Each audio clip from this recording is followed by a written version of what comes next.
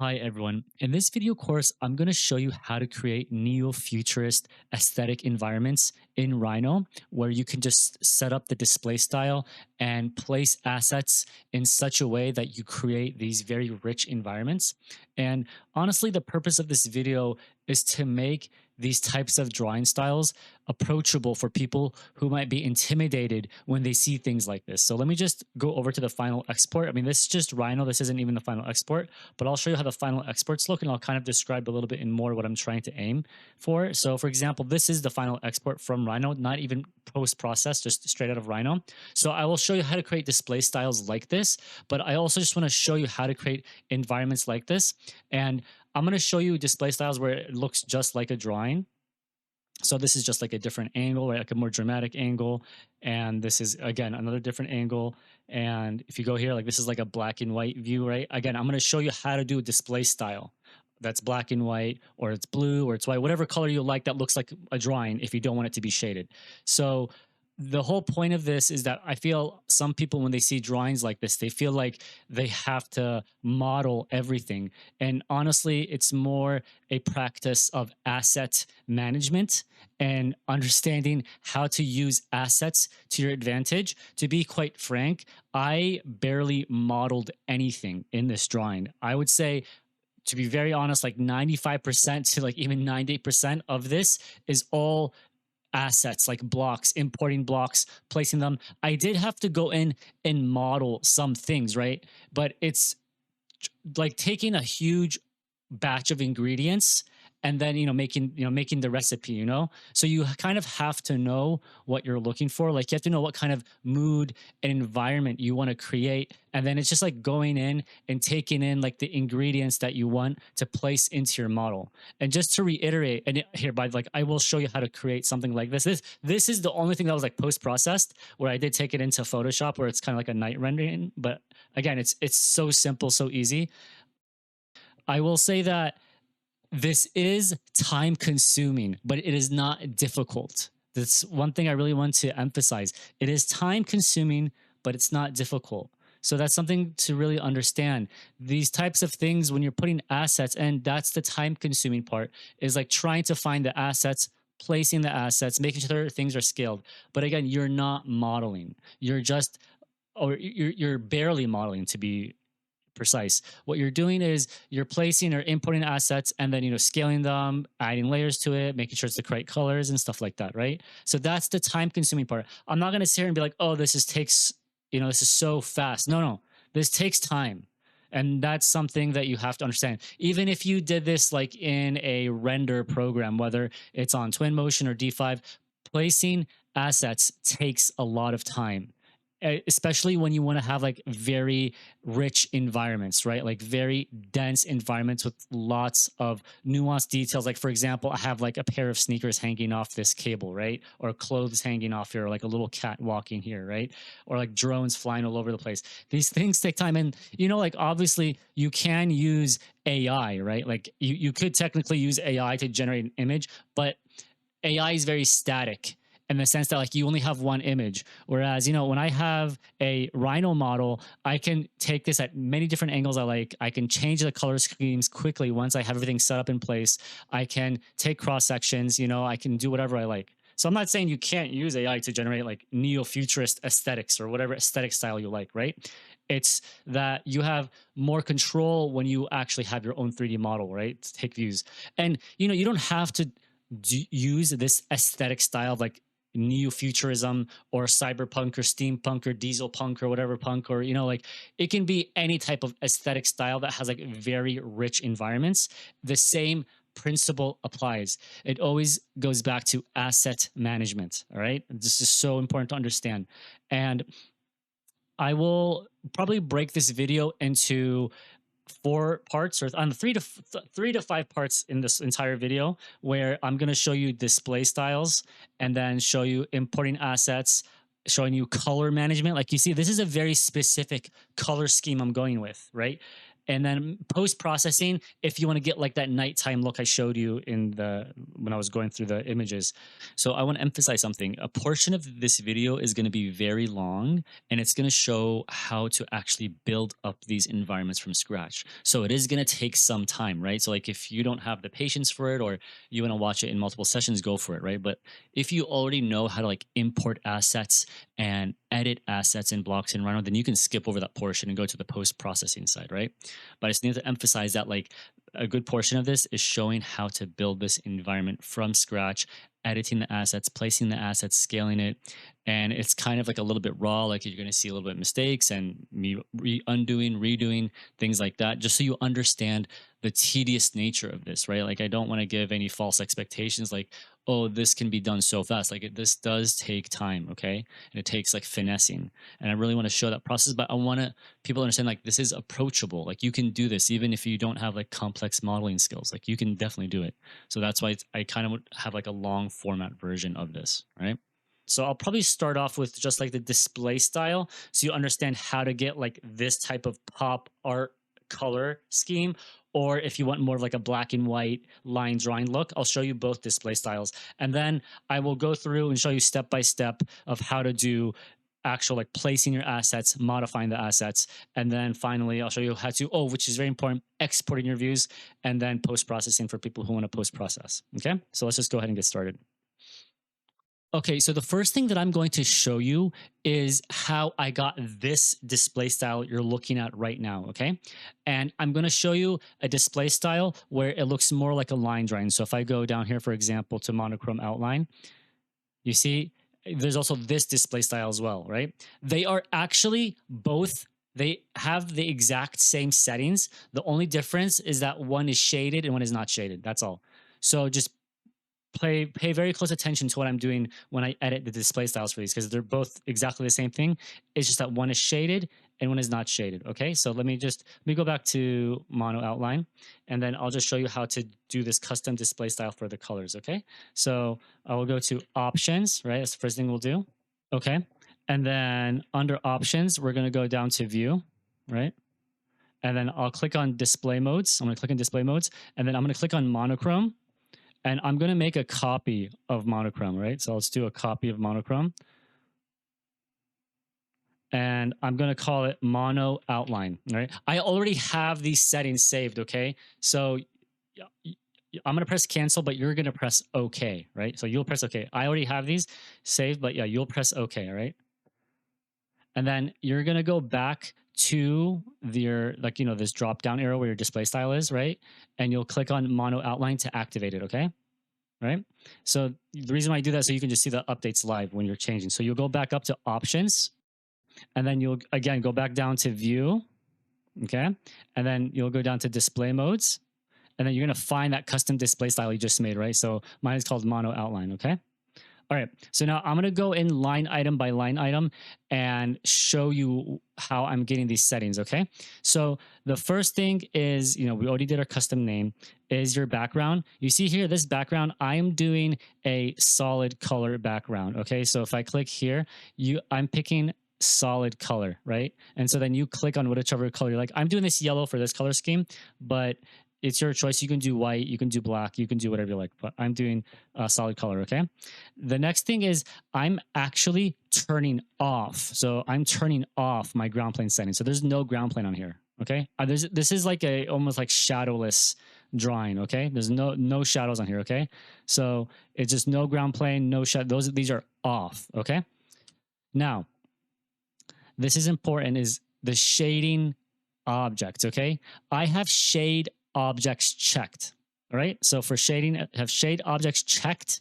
And then for color and material usage, I'm doing use objects color, all right? Use objects color, all right? So you click on the down arrow, do use, and what this means is it's going to use the layer color you assign your geometry to, okay? So let me just go here. So like you see this layer color over here, right?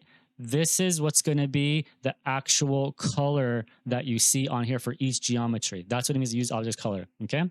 And then for shading effects, standard shading, okay? So you can do standard shading, then visibility. Curves is your choice. I recommend not showing curves. I just want to show my edges, right? So I just want to show my edges, my silhouettes, my creases, my intersections. Clip and plane, this is optional. Text is optional. Annotation is optional, right? But definitely the edges, silhouettes, creases, and intersections I want to show. All right. Now, the scene lighting. Okay. So I want to have it on scene lighting. So if you click on down arrow, you'll do scene lighting, but I want to change the ambient color to white. It's actually gonna brighten up everything on here. It's gonna brighten everything up when you change it to white. All right. So I change the color always to white when I do the scene lighting for this specific one. Okay. And then I check use GPU, advanced GPU. Okay. Now, if you click on the down arrow for your display style, right? If you click on down, there's going to be options, right? So you see here, you have points, objects, curves, lines, clipping planes, shadows. If you are going to show your curves, right, then you have to decide what color you want your curves to show, right? So mine, I don't have it checked, so it doesn't matter. But if you do have it checked, I always do single color for all curves, and I pick a color for it, right? And then lines, what lines means is all of the edges and creases and intersections that you see on here, right? So you see, I'm doing like these white lines here. So that's why I made everything white. The silhouettes are white, the edges are white, the intersections are white. You see? And I always give it a line width of 1. So I make sure I go down here, use single color, right? Down arrow, use single color. And then I pick a color. I always pick white. You don't have to pick white. You can pick whatever color you like for your color scheme, okay? Let me just show you what happens. If I change this to black, right? You'll look at what happens. You see how some things change black? You see how now some of these things are black? I'll show you. It makes more sense when I change silhouette to black. I just want you to understand what happens when you change it. Change that to black. You see how the colors change now to black? Okay, I actually want to go backwards now, okay? Just so you understand something. So for this display style, right now this is shaded. This is how you're showing the colors, okay? Now, let's say you don't care about this like shaded colors stuff. You just want to see these lines, right? You don't want to see any of the shaded colors. If I go back to like the original outline, if I uncheck shade objects, you see now everything is basically, the background is going to be your background color, right? And everything is just like line work now, you see? So super important. That's why the two display styles are basically the same thing. It's just one is shade objects and one's not shade objects. So like if you want like this like monochrome black and white, you know what I'm saying? Or like white lines, black background, you literally just turn off shade objects, change the solid color, and then change the line color to whatever you want it to be. So like for example, in this scenario, let's say like, oh, I want this to be like, I don't know, red, right? I can just go here and like change this to red, right? You see? So just so you understand, you can create two display styles if you wanted to, but or you could just toggle between the two. Okay. So let me just go back to the original. I'm going to go back to the original. I just want to do this so you can understand what's going on here. That's all. And then I'm going to go back and click on shade objects because I want to go back to my original shaded pink, color scheme. And I'll talk about the color schemes and everything like that. Okay. So those are the two main options. Now, when it comes to the shadows, I skipped over clipping planes. When it comes to the shadows, I have my shadows actually turned off. It's not on. You see, I just have it turned off completely. Okay. What you can do to be on the safe side is you can turn it on, make sure the video memory usage and the skylights are in super high quality. And the max blurring, the self-shadowing artifacts is cleaner, right? And for the edge blurring and soft edge quality, they're on none and lowest, right? You can do that, and then the shadow intensity, I have it on 0, but even then I still turn it off. I don't want it on, I turn it off, okay? And this applies to both options, whether you want it to be shaded or not shaded, okay? So this is really important, okay? Now, for clipping planes, if you want to make a cross section with this scene, I only have show fills. I never have show edges checked. I just want to see a poche. I don't want to see an outline around the poche. Okay, so I just have show fills and I pick a color. So I go down and do solid color.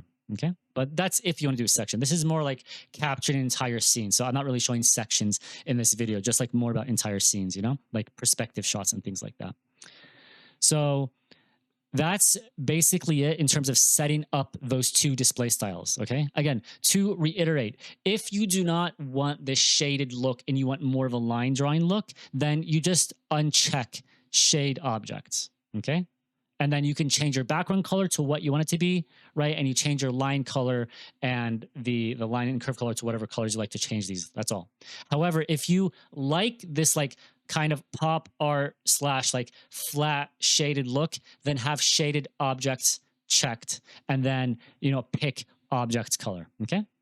What I do is I create two separate display styles. I make a duplicate of this one and then I just have that one unchecked so I can toggle between the two. So I'll give you an example. So like, you know, I have this one, right, as a display style. And if I go down here, for example, I go down to monochrome, like I do section black, right? Let me just show you what happens. You see, I have this one. And again, it's the exact same setting. So if I go to options, right, and I go down to my monochrome section black, you see, I do not have shade objects checked. My background is black, right? And then if I go down to my line color is white. You see? White. You see? Shadows are off. You see? So it doesn't really matter. Like, so that's basically the display styles in a nutshell. It's very simple, and it's very fun once you get to see it because it looks really nice. I mean, and ignore all of this, okay? The lines here look chunky. When you export the actual drawings, it looks way more fine than this, okay? And again, don't forget, I'm going to show you how to set up this environment, but I just want to go through the display style first for people who like don't really care about setting up the environment. They want to know how to get the display styles ready. Now, one important thing to do is setting up your actual lighting, right? So like if I go here, I know we don't have any shadows, right? There's no shadows, but if I go to my render settings over here, and if you don't have it, if you click like on the arrow or like if you right click on here, you can get, you know, more options, but I want to go to my render settings. And if I go down, I do not have my sun checked. I just have my skylight checked with like a 1.0 intensity. That's all. All right. So that's setting up the display style. Now, when you see my previous videos, right, I typically do view capture to file, but that's because those scenes are very close up and there's not a lot of overlapping lines. In this scenario, we're not going to do that because we have so much detail and so many lines that when you do view capture to file, even at like a very large resolution, at a very large scale, it's still not going to make the lines fine enough. So you see how it gets all clunky and clumpy over here? Even if I did a view capture to file at 8K resolution with a scale of 3, it's still going to be chunky. So in this scenario, what I like to do is I like to do prints. I do Control P for print, and I select an image file. Okay. So if you go here, I do image file, right? That's the first thing I do. I do image for like PNG, right? Now I set it to the size of like the actual sheet that I want to plot at. Even if it's massive, I don't care. I make it massive, right? So if it's if you're thinking like you want this to be really big on like a 32-inch wide sheet or a 42-inch, make it that sheet sizes. Don't worry about it. I mean, if it starts to maybe crash a little bit, then yeah, you can make the sheet size a little bit smaller, but I make sure that it's close to the sheet size I want to print it at, and I give it a high quality print, right? And I do like 300 dots per inch, okay? That's what I do. Okay. Now for output color, I do display color, right? So you see here, I'm always doing display color. All right. That's what I'm basically doing. And then I do viewport and I pick my actual like view. So I always have my view set up, right? I do my view. I will go in later in the video about setting up views, the quality views, but this is just like more export logistics stuff. Okay. So I set up as a viewport, right? Now, this is the most important aspect about this. Down here, right? You see for line width, okay? Scale by default line hard width. I do hairline. And then scale by, I make it the smallest scale I can think of. If it's 0.01 or 0.001, I do the smallest I can do. So if it's, I think 0.01, I'm not sure if 0.001 is, I tried it, I'm not sure if it worked, but you want to make it as small as possible. And when you do that, you get very fine lines. Like, let me just toggle over to show you over here. Like, you see this? Like, do you see how fine this is? Like, even when I zoom in, right? You see, even the lines back here are fine. And mind you, I'm on a 4K 32-inch screen right now. So like, and I'm zoomed in 146%. Okay. So this is, to be very honest, this is really good quality. At this zoom in ratio, at this size of a screen, like, because in reality, no one's going to be this much zoomed in looking at your work, right? People are going to experience your work like this probably, right? But even the background isn't all like clunky and clumpy, right? It's very fine. However, if I go back here, right? Let me just go back to, right? And if I look at this here, you see how like clunky it is, right? So that's why you make the scale by like 0.01 or 0.001, whichever is the finest one. Do the finest, smallest number you can get out of there, right? And that's going to make the lines very fine, okay? Again, like I said, in my previous videos, most of the time I'm doing view capture to file. However, in this one, I do not do that. I do actual prints because there's so many overlapping geometries and so many intricate lines that I want all of the lines to show nicely and clearly and cleanly. So that's why I do scale by, okay? Now, over here, I forgot to mention this, is the viewport aspect ratio. So you see this right here. This is my viewport aspect ratio, right? Right? And then the maximum printable area is like, this is the 32 by 18. So let me just, this right here, right from here to here, right, is like 32 by 18, right? So what I typically do is I do match maximum printable area. So what this does is it will just, it'll kind of show more of whatever's left over on here to fill in your sheet, okay? So keep that in just, if you don't do that, if you do match viewport aspect ratio, it's going to crop it, to whatever this aspect ratio is. I want it to fill my sheet.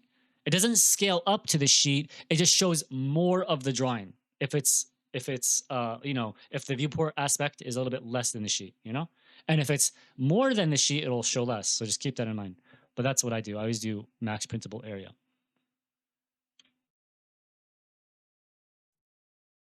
And then if we scroll down here for visibility, right, I make sure I have my background color checked because I want to show like this yellow background here, okay? If you don't have that checked, the background color is just going to be white, right? So I have my back, and then I definitely have locked objects also printing. So sometimes because these files get so heavy, I have things locked, right? So I definitely want to have my things shown as locked. Everything else I don't have checked. Nothing else is checked on here. Okay.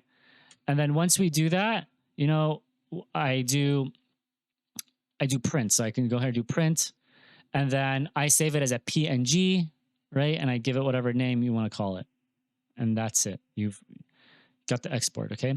I know I'm kind of going a little bit I'm like kind of fast forwarding to the export side, but this is just more so for people who already know how to like import assets and stuff, but they care more about the display styles because some people they really care about that. I am going to show you from scratch how to build this up, So this is for people who feel like kind of intimidated by creating these drawings. I'm going to show you step by step of like how I start to build up the scene and how things actually are quite easy to do, but it's just a little bit time consuming. Okay. I'm not going to lie to you. I'm not going to say this like takes like 2 hours. No, this takes honestly like plan out like a day or a day and a half to do drawings like this. I'm just being real here. You know what I'm saying?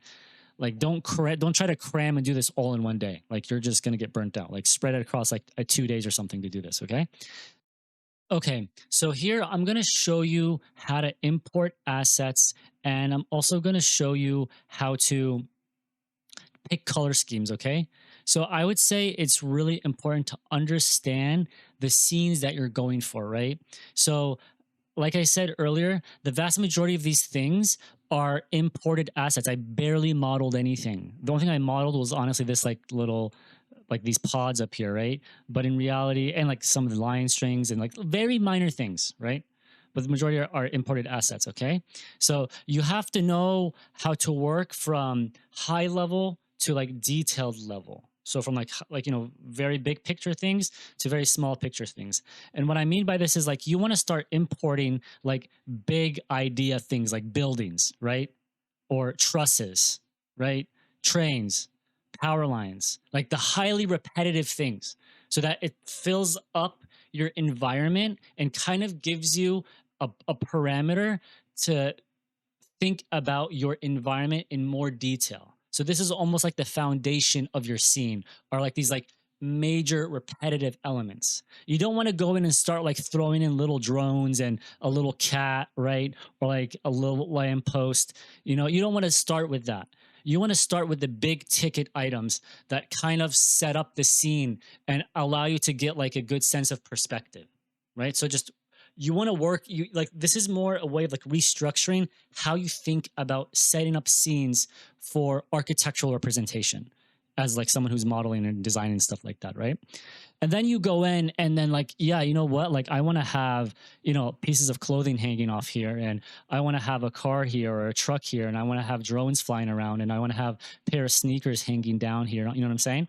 So, or like billboards and text, and I want like product placement of myself in here, you know what I'm saying, like things like that. So but again, that's just one thing to think about when you're approaching this drawing style, right?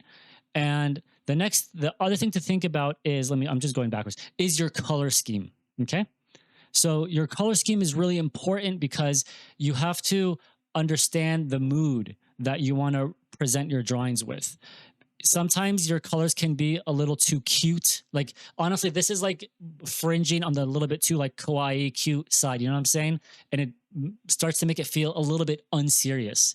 But because this drawing is so detailed and has like so many things going on at once, that because I'm using these kind of like playful colors, it doesn't take away from the seriousness of the actual drawing, right? If this wasn't as detailed, then it would seem honestly a little bit childish, a little bit immature. But because there's so much going on in these drawings, right? And there's like, it's just very dense and rich with environmental objects, you can get away with color schemes like this, right? You just have to own it and you have to really push it, with these types of color schemes. So just really keep that in mind and understand that. So what I'll do now is I'll show you where I get my assets from, right? Like on 3D Sketch Warehouse. But before that, I want to show you my color scheme, right? So I use this website, Peloton. I've been using this for like, honestly, so many years. Like this is a really old website. I'm not sure people even know about this, but like this website is super old. Like this is even when I was like back in architecture school, like many, many, many years ago. So I use this website a lot. Okay.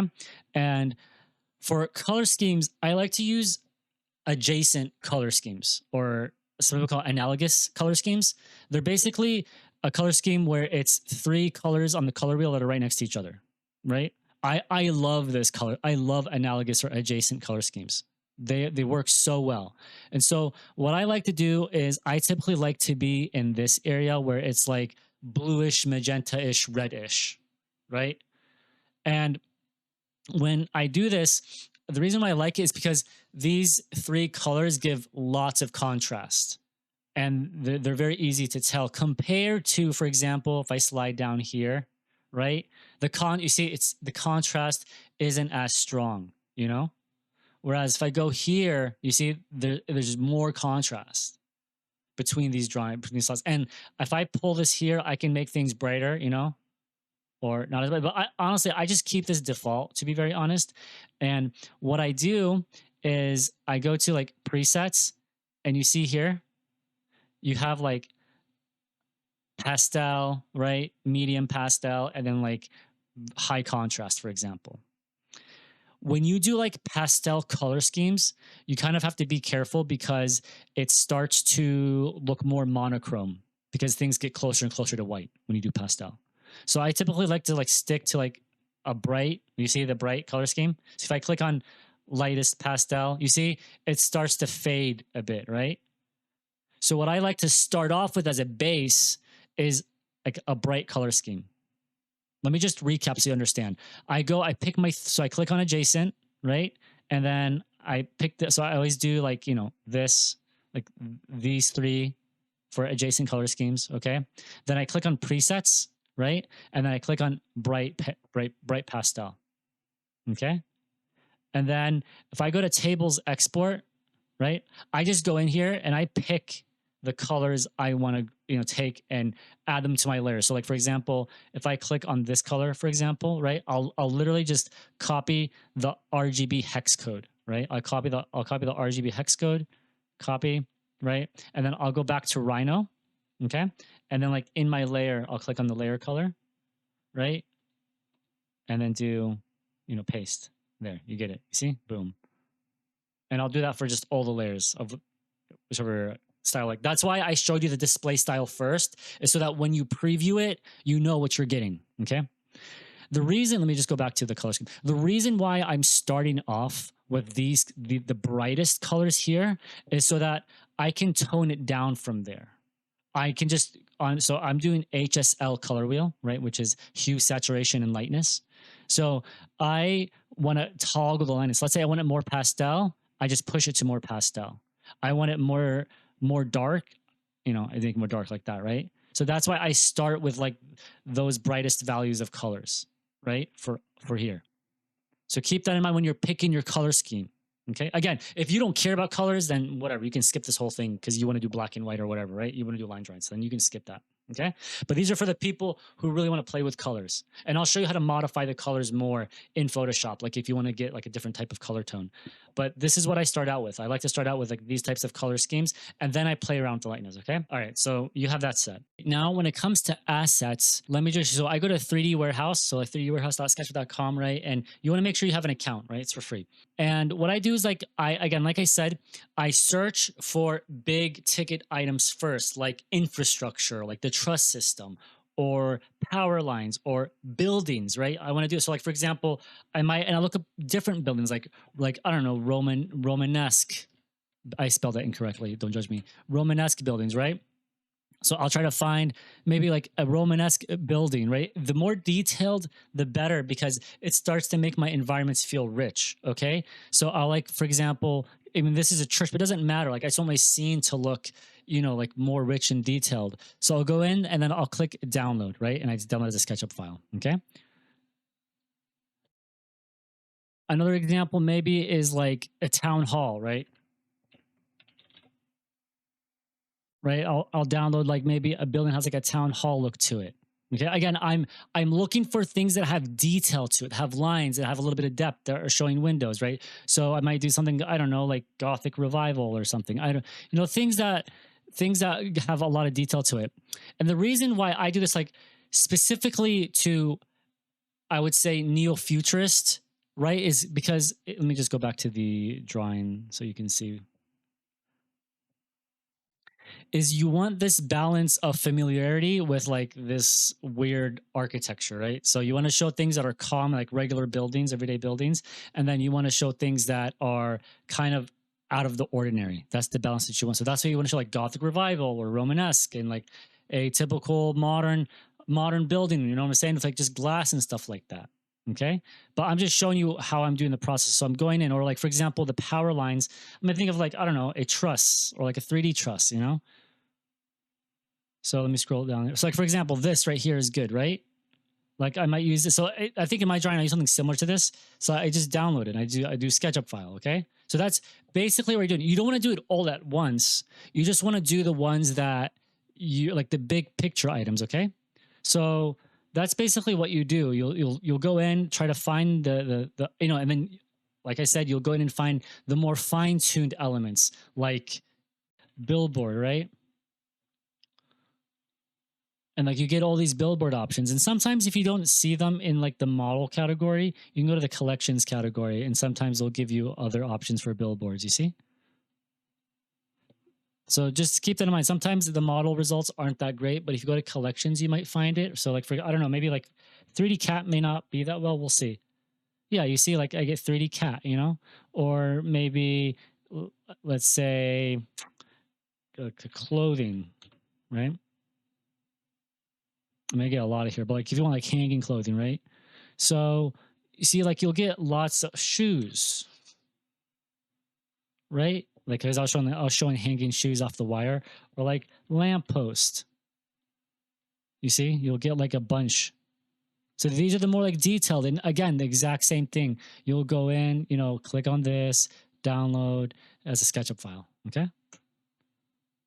So that's like collecting the assets. But again, you don't have to collect all of them all at once.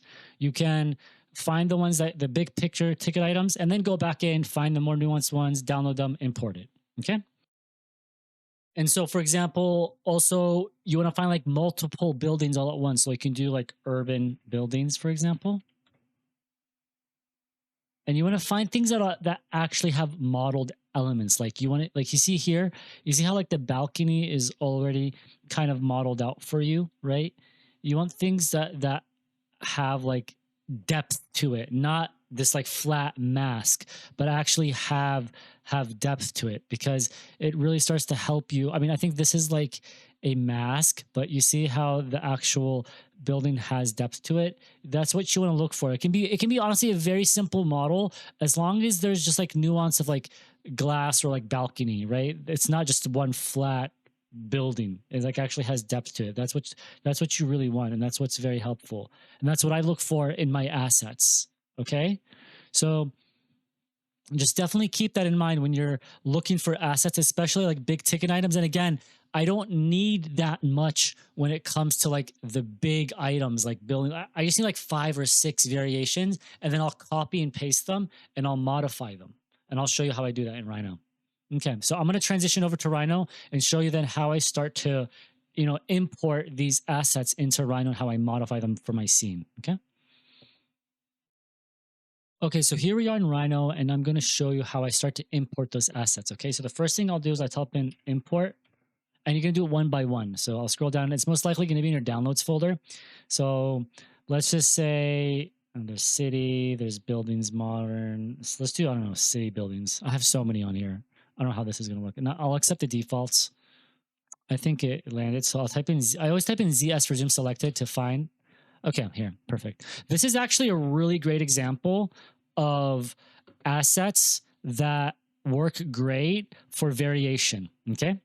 So this is really good because, I have a differentiation between surfaces or meshes in this case, right? I don't even care. Like, you see how like, it's like I don't even care. Like, this isn't even a big deal. Like, I'm not even worried about that. Right. But this is great. I mean, like, and you can find other assets that are more detailed in this, which is fine. Okay. But this is the level of detail, I would say, minimum that you should have, like this like type of depth to things and differentiation of things in your assets. Okay. So you see, I have this imported into Rhino. Okay. I need to start taking these things apart and putting them in layers. Okay. This is really important.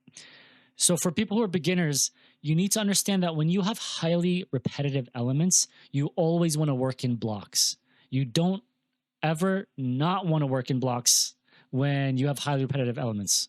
You always want to be in blocks when you have highly repetitive elements. Okay. It's very important to understand this because it will help with the memory of your file. Okay. So I'm going to show you something to do and not to do. All right. But I'll tell you when I get there. But in general, you should always be working in blocks. These typically import as blocks. So when I select this, typically it's group. So I do ungroup, right? So now you see how this is a group, this is group, this is group now. So it's like a group within a group. I typically do ungroup. So I have them as individual items, okay? Everything right now is on layer 0. You see, if I turn this off, I think it's on a block on layer 0 right now, okay? That's number 1. If I select this whole thing and I go to properties, right? I like to display colors show by layer, right? As a default, right? So it's all on layer 0 right now, okay? So that's number 1. These things typically have materials associated to them, okay? And that's my trick, because you see everything on here is on layer 0. So that means I know for a fact that these things have specific layers associated to them, right? What I can do, like for example, this is grouped. Let me just type in ungroup to see what happens.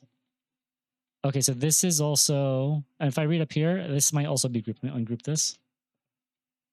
Okay, there you go. You see? So that's a group. Let me delete this. And then honestly, let me just do something else. Ungroup again. There you go. You see? So it's like a group within a group within a group. It's like 3 groups within a group, okay? I just need to know. All right, what I do is this, okay? So in this scenario, I will click on this, or let me find this, the one that I ungrouped, like the individual one, right? And then I will click on my properties, the rainbow circle, and then I will click on material. Okay. And you see it's called translucent glass blue. So I will right click on this and I'll do select objects. So now you see it's selected all of them. Okay. Not just it's selected. So now I know what this is on.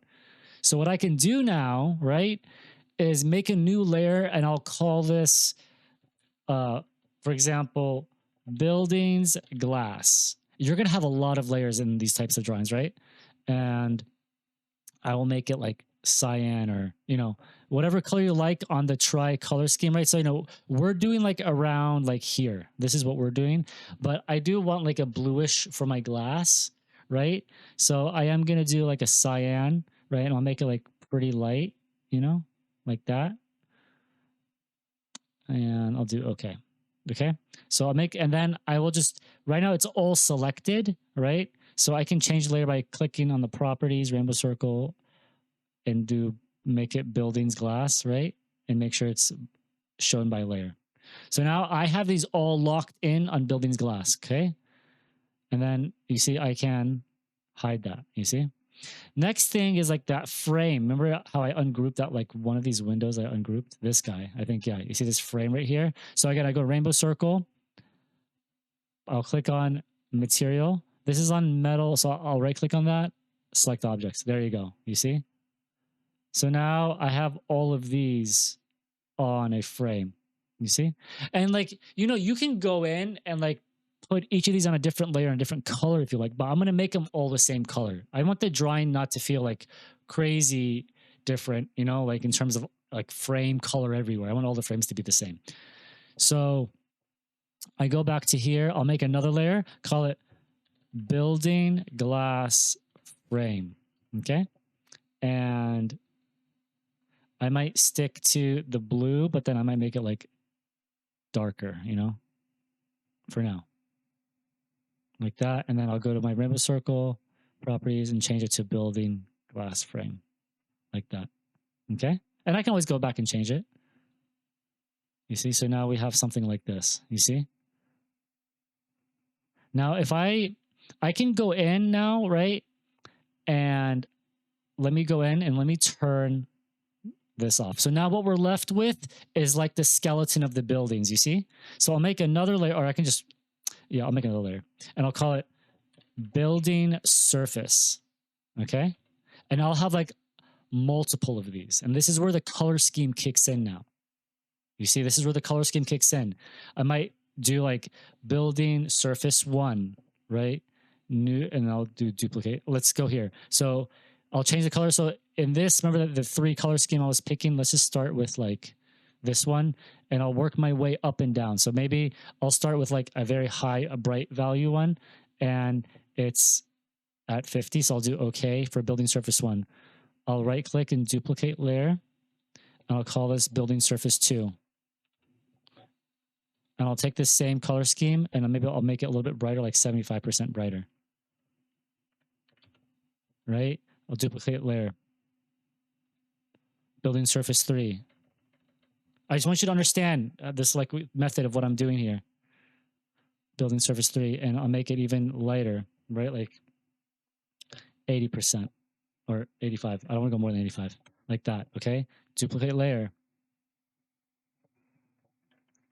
Building surface 1, 2, 3, 4. Okay. And now I might, again, because I'm doing an analogous or adjacent color scheme, I might go here, right?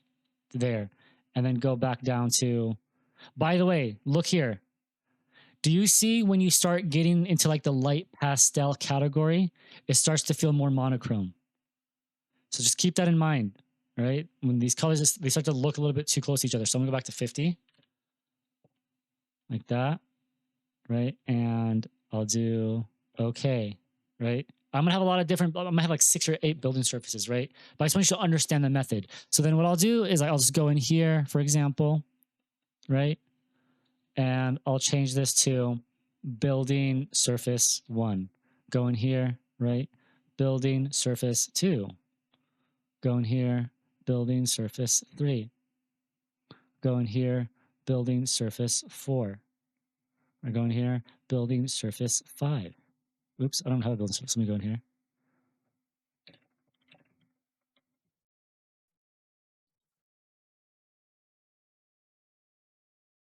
And let me pick the last one I used and make that lighter. Make it like 75. Again, just so you understand, I'm doing an adjacent or analogous color scheme.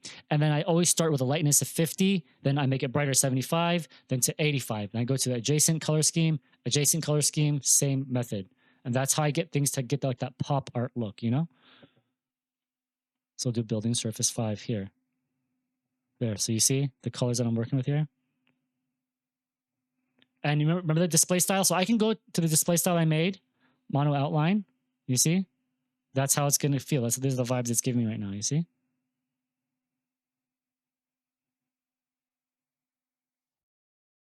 Okay. Let me go back to shaded. Okay. Now what I do from here is I'm going to turn on building glass and I'm going to turn on frame. Now I'm going to go back to that mono outline display style we did. There you go. So now you see, you can start like, now you realize, okay, maybe this is getting, maybe I want the frame color to be maybe a little bit more neutral. This is why you do the display style. So you can start to gauge how you want these colors to feel and look, you know? Maybe you want the frames to be a little bit, you know, like darker, you know? You can see in real time like that, you know? And maybe you want the glass to be a little bit more blue. So you can make this a little bit like that.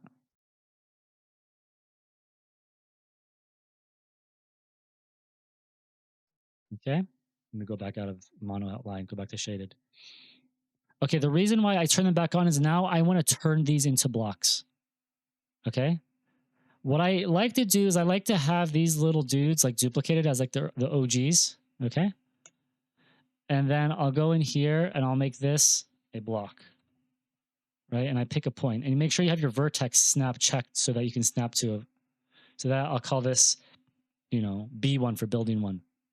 Right. I go in here, find a point. B2. You get it. Like I know this is very redundant and boring, but I just want you to understand what I'm doing here.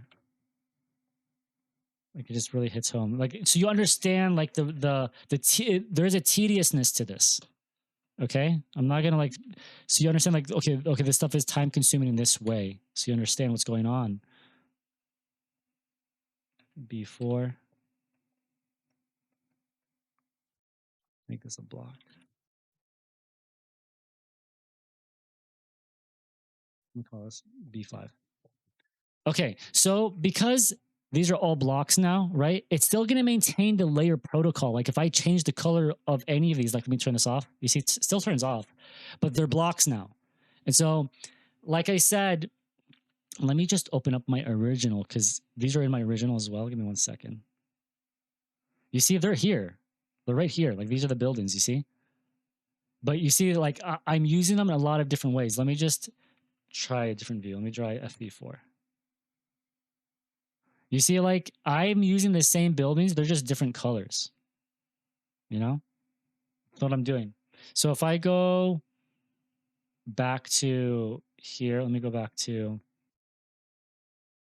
So we have these here, right? What we can do is start setting up again the major environment, right? So if I take this one here, let me just move this here, move this here, you know, like that.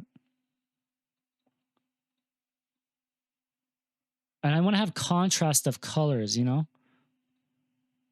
That's like, I don't know what angle that's at, but we're going to straighten that guy up, right? Like I said, I want to set up the major framework of my environment, you know, so that I can understand the parameters of my environment.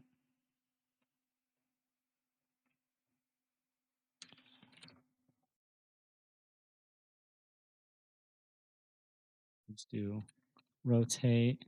I don't know what angle this is at, so I'm just going to rotate by reference because I want this to be straight. Okay. Right. And so what I'll start to do, okay, is like, for example, I'll take this one. Let's say I'll duplicate this one. I will do explode block. Okay. So now this is not a block anymore. All right. It's not a block anymore. And I will turn off these two layers. Okay. And then I'm going to make another building surface. Call it building surface 6, for example, just so you understand how you can cheat this a little bit. Okay. And I'll give it a color. And let me pick a previous color I did, which is this one. And maybe I will give it 80, 85. Like that. Okay. Honestly, this is getting a little too similar to that one. I don't like that. So let me just go there. Like that. And then I'm going to select this one here and make that building surface 6. So that there's just difference of colors. I want a lot of different colors on here, but they're kind of analogous to each other. Okay. And then I'll turn these back on. Okay. Then I'll select this, type in block, right? Go in here and call this B6, building 6. Okay. I mean, I'm not going to have them right next to each other. Okay. But you'll see why I'm going to do this in a second. And then maybe I'll grab this one here, put this one here as well. Exact same thing, right? I'm going to select it, explode block, right? I'm going to turn off these two. I'm being redundant on purpose. And then let me just make another layer. Let me just duplicate this one. Just the layer, not the objects. Duplicate layer. Call this building surface 7. And let me go back down, change this color to like maybe go back to 50. Yeah, there you go. And then I'll select that. So make sure they're not too similar.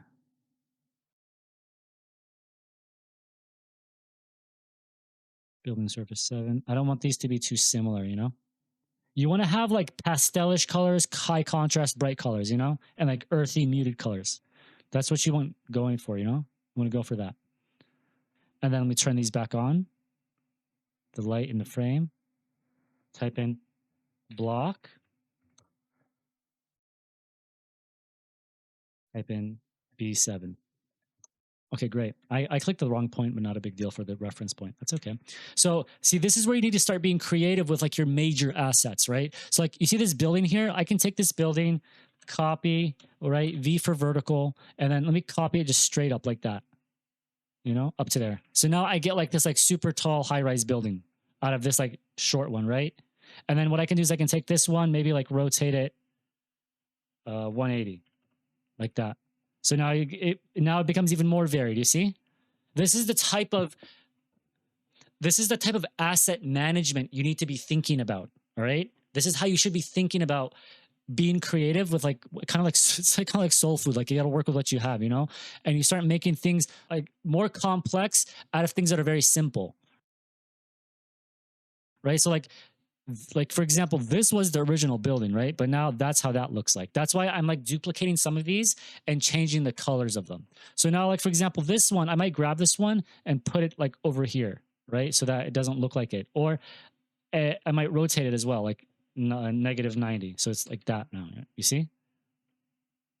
And let me change my camera angle. I like really wide camera angles. Let me just do like 18 for now, right?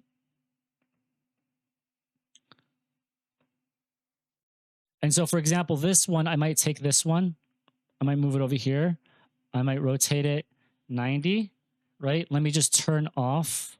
Let me turn up the glass and frame layer.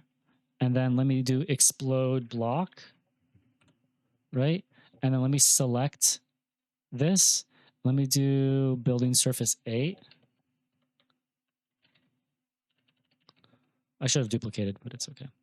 Building surface 8. Again, I'm doing more of like this color scheme here. Let me go pick this one. Let me see. I don't want to do more red because we'll go here. And we'll do 75. Okay. And so I'm going to change it to that. Turn these back on. Right? You see? And then let me do block. And then click base point. And then do B7. Oh, no, B8. There you go.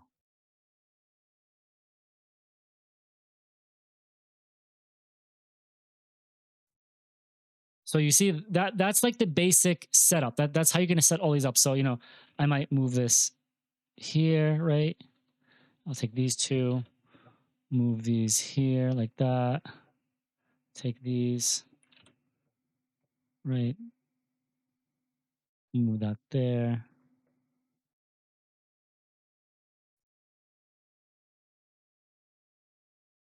Move that, right? And so then maybe I might take this one, or yeah, I might take this one, copy V for vertical, and just copy it like that. So now that looks like this. See, so you really can't tell how. So if we're looking at this now, right? And then me copy V for vertical.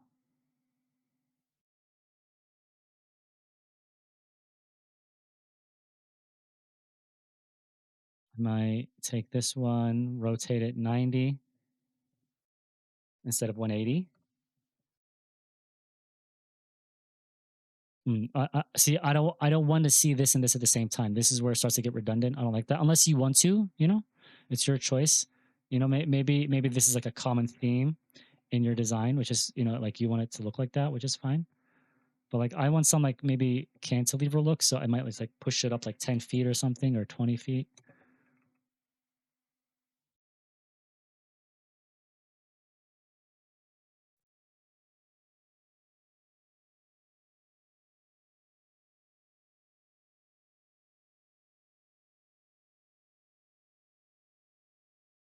So again, you're gonna vary it with the elements that you have, and again, I'm gonna import more and more things. Like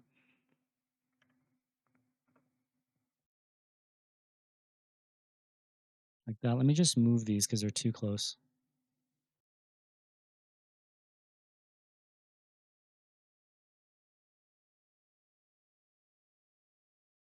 So for example, you see, I don't want these are too redundant, right? I don't like how that and that have the same reading to it.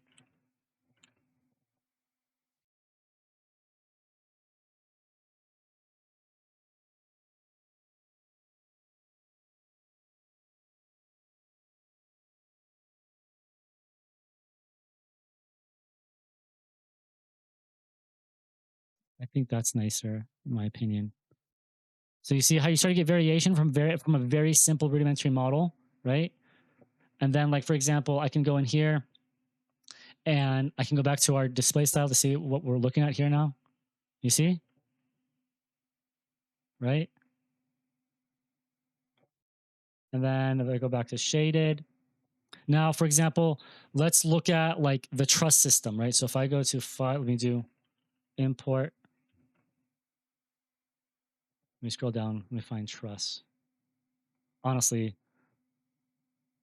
I don't know this is going to be it, but we'll just open it up and see. We'll do okay. It typically lands in the 0, 0 point, by the way. There you go. There's my truss, my little truss system. Let me just move it here. So there's a truss system, you see? So I think this is already in a block. So if I double click on here, let me see. Sometimes they're already in blocks, sometimes they're not. If you double click on it, if you do block edit, you can tell, but I think this is just all grouped. Okay, this is a block. You see, this here is a block, right? So if I do block edit, click on this. Okay, when you get something like this, right, unable to edit, what you do is, let me just select this. I do block, I forgot, it's like block rescale, block reset scale. There you go. So now if I do block edit and click on it, now I can edit it. Okay. And then I'll make a new layer. I'll call this like, in this new futures thing I have, I call them like elevators, like truss elevator. Okay. And then again, I'm going to give it a color. Now I can start picking from my color schemes I've been making because I have so many of these color schemes I can start to pick from, right? So like maybe I want this to be high contrast, but maybe it's like 65% now, like that. And so if I select this like that, I'll go down here. I'll call this truss elevator. Let me click here as well and change it to truss elevator. Okay, great. So if I select it and I go to the properties, I want to do by layer. Okay, just so that you understand. By layer. Sometimes it's redundant. Let me just do okay. Let me see how it looks. See, I feel like this has a duplicate in here. Let me just double click on it and see what we have in here. Yeah, there's a block within a block. That's the problem. Let me delete that for a second. Yeah. See, this should be the block. And then do okay. Awesome. So this is grouped, but this is a block. If I do ungroup, this is still a block, you see? So you have to understand how to read your drawings when you're importing these. Like you see one block instance added, okay? So you have to understand what's a block and what's not a block. So this here is grouped by itself. That's kind of grouped on its own. So you can like keep it very clean now, right? So what we can do then is on here, make another layer, call it truss system, okay? This is really important. And or to be even more detailed, we can do truss system vertical, right? And then truss system horizontal. And you'll see why, right? So what I like to do is I'll go in here and just select left to right like that. So I have this, right? I'm going to put this on truss system horizontal, and I'll go back to my properties, make sure it's by layer. Okay. And then I can just select it like that, hold control to deselect, and honestly, I can just like turn that off. Oops. And make this truss system horizontal. Oops. Truss system vertical. I'm sorry. Great. So I'll give these a color as well. Let me just select both of them. I want these to be the same color as, but darker actually. I want the truss system vertical and horizontal to be darker. So I want it to be,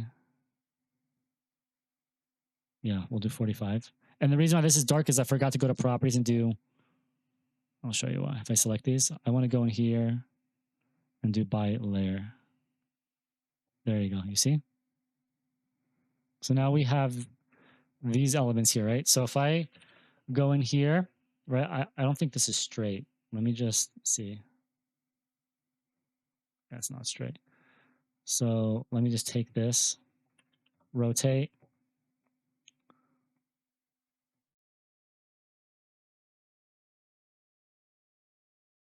Let me do top view. I typically don't like to make videos like this where it's like very nitty gritty because people lose their attention span. But I really want people to understand how to do these drawings, you know, how to do, like, not be intimidated by this, to show like it's just tedious stuff. It's like putting ingredients in a big pot of soup, you know? So let me go ahead and rotate this. I'm going to do project. Let me zoom in on here. Rotate it. Let me go here. Again, it's not like super duper accurate, but it's okay. It's good enough. Perfect.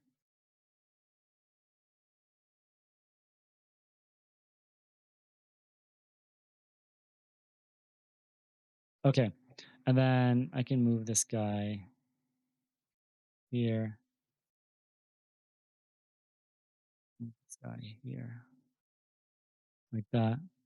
And then let's move it to our little city block like that, you know? Like this. Perfect. Let's move this back. Okay. So now this is where the drawing starts to look even like more and more complex, right? Because now you're going to have like these things in here that are going to be, it's going to add like a lot of weight to it, you know? So what I do is, you see this one here? Let me go here. Let me do truss system horizontal. Select objects. Let me make a duplicate of that. Okay. And now what I'm going to do, I'm going to make this horizontal element its own separate element, like an own like block. But here I'm going to, let's go back to our perspective view, right? And what I'm going to do is I want to make the truss system a block without like these little elevator things. Okay. So truss elevator, I'm going to turn that off. Right. And let's go back to top view. And then I'm going to select this whole thing here. I'm actually going to J for join the meshes if I can, just because it kind of saves memory. It's not like a perfect mesh, but it's okay. And then I'm going to do block. I'm going to do block. And let me turn off my project snap, by the way. And I'm going to click on the foot right here. And I'm going to call this truss system. Okay. Boom. The reason why I turn this off is because I want to show like variation on here. Like I want to show maybe an elevator that does this. And this is already a block anyway, and an elevator that's like up here, you know? So what I will do is I'll take these first and I'll start like maybe it's like every 100 feet. I don't know how much that is on here, but see, 100 feet, 100 feet. I'm holding Alt by the way, and I'm pressing the arrow. I'm doing like 100 feet. So now you see, now your drawing is going to start to get looking more and more complex as you start adding more and more blocks, you know? So here, right, I'll take this, also hold it 100 feet, but maybe this one now just like goes down here. You know, maybe this one's like up a little bit in the middle, right? Take these 100 feet. Maybe this is like all the way down. No, I want like a little more varied. Let me turn off my O snap so it's just more free to move. Maybe it's like that, right? Maybe this is like all the way down. You know, like that's the line of thinking you want to have when you're doing these things, right? 100 feet, 100 feet, 100 feet, right? So just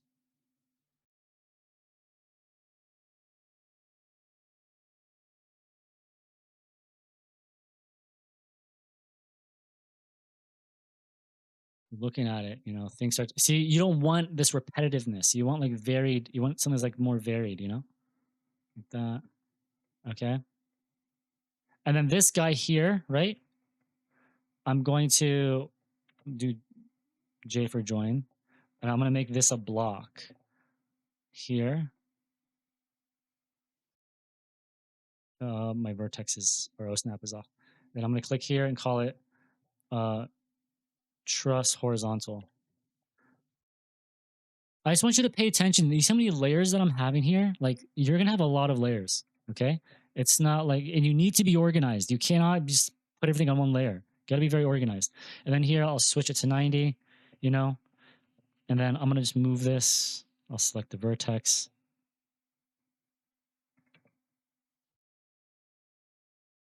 Here, like that. Let me see. I mean, again, you don't need to be like super accurate. Like just as long as it's accurate enough and for the drawing, you know, for like the actual view. You're not, this is like a scene. You're creating a scene, right? So I'll take this one. This is like 150. Let me do 150. Yeah. I'll do another. I'm holding Alt 150, you know, 150, right? So then I'll take this. I mean, I got to get this centered. So let me just draw a line from here to here. I mean, it's not going to be perfectly. That actually makes me a little bit nervous. I don't like that. So I'm going to take. I like things to be centered perfectly. So let me take this, that, and draw a line, project. That's the only downfall of Rhinos. Like things for meshes only have one snapping reference point. Draw a line like there. So then I'm going to take this and I'm going to mirror it like that, right? So As you can tell, your drawing is going to start to get more and more detailed, right? When you're putting in these assets, like hopefully you're starting to understand the workflow of what I'm doing here. Like that's why I'm saying don't be intimidated by these drawing styles. You don't need to be intimidated by them. It's just really tedious and time consuming. That's why I'm kind of doing this real time. I typically don't do things real time. I like to cut because just once you get the point, just move forward. Let me go in like I don't know, 20 feet. Yeah, yeah. I should have mirrored. See, this is called inefficient. This is when you're being inefficient as like a worker bee. Like you want to be efficient. There you go. So now, like you see, things are starting to get more and more like. Let's again look at it in our monochrome view that we have, or the mono outline view. Excuse me. You see, now we're starting to understand how these drawings start to feel more like dense and rich with like detail and stuff, right? And then if I look at the monochrome outline view, you see? So hopefully you're starting to understand. I want to import a couple more things so you understand how I'm like modeling things on my own, right? See, this is weird. Like I want to pull that down, right? Let me turn off project. I want to show you how I import like power lines, like how I modify that, like power lines. And then I want to import maybe like a classical looking building to show you how I deal with like classical looking buildings as well. So let's do power lines because I do import. So let me go down here and I'm going to find, I have so many on here to be honest, but let me find, I think it's a really weird name, but this is for power lines, right? Just want to show you how I can like tweak things. So it always lands in 0, 0, as I said. And so if I go here, I don't like, I can get rid of a lot of things, right? I don't need this. I don't need this. I don't need that. I don't need this. Okay. So let's just work with this for now. I don't know. This is one open mesh. I don't think anything is a block on here. I think this is just grouped. Let me type in ungroup real fast. Okay, it's okay. So I'm gonna take this one here and I'm gonna move it here for now, right? And I want this to go in front like that, right? And I don't like how fat this is, to be honest. So what I'm gonna do is I'm actually gonna scale it down like that, and I'm gonna maybe lift it up to like this tall and rotate it 90, right? I don't want it to be too fat like that. I want it to be a little bit slender. Okay. This is like a scenario where I'm kind of gonna model something. So that's good size. I just don't want it to be like too big. So let me do circle like 2 points. Circle. We can do 2 point or a 3 point circle, not a big deal, but I can go from here. Make sure I'm to there. Perfect, right? And let me just like offset that circle out, maybe 0.25 inches is fine. And then I'm gonna make a new layer. I'm gonna call this power line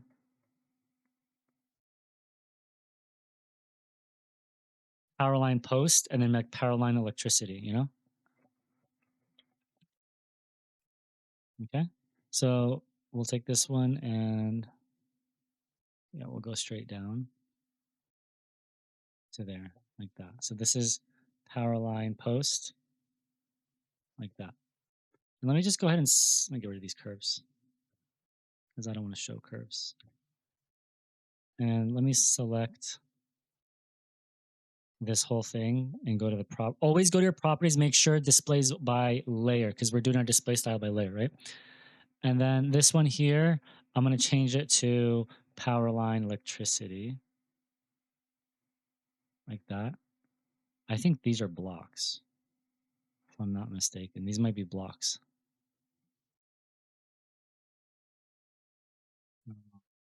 Electricity. Okay, they're not. Well, we're gonna make them blocks. So power line, we're making the same color scheme, just one lighter than the other, right? So like power line post, we can make it. Let's pick this color scheme, and then power line electricity. We'll make it just a little bit lighter, like that. So this is power line electricity, power line post. Just to always slight contrast between things, you know? So what I'm gonna do is I'm gonna take this guy here before I turn it into a block. This is what I'm gonna do. See, this is where you need to learn how to like modify your assets. You don't just like take the assets. You want to take your assets and modify them, right? To like suit how you want things to look. So, you know, I want like my power lines to be a little bit grungy, a little bit.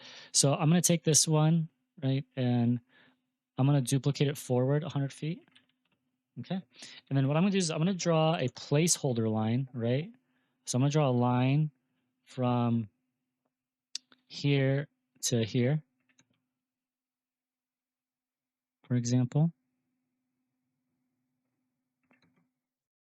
Okay. And then I'm going to lock that line. And I'm going to draw, you see these up here, curve, interpolate point. Let me hold down here, this one, right?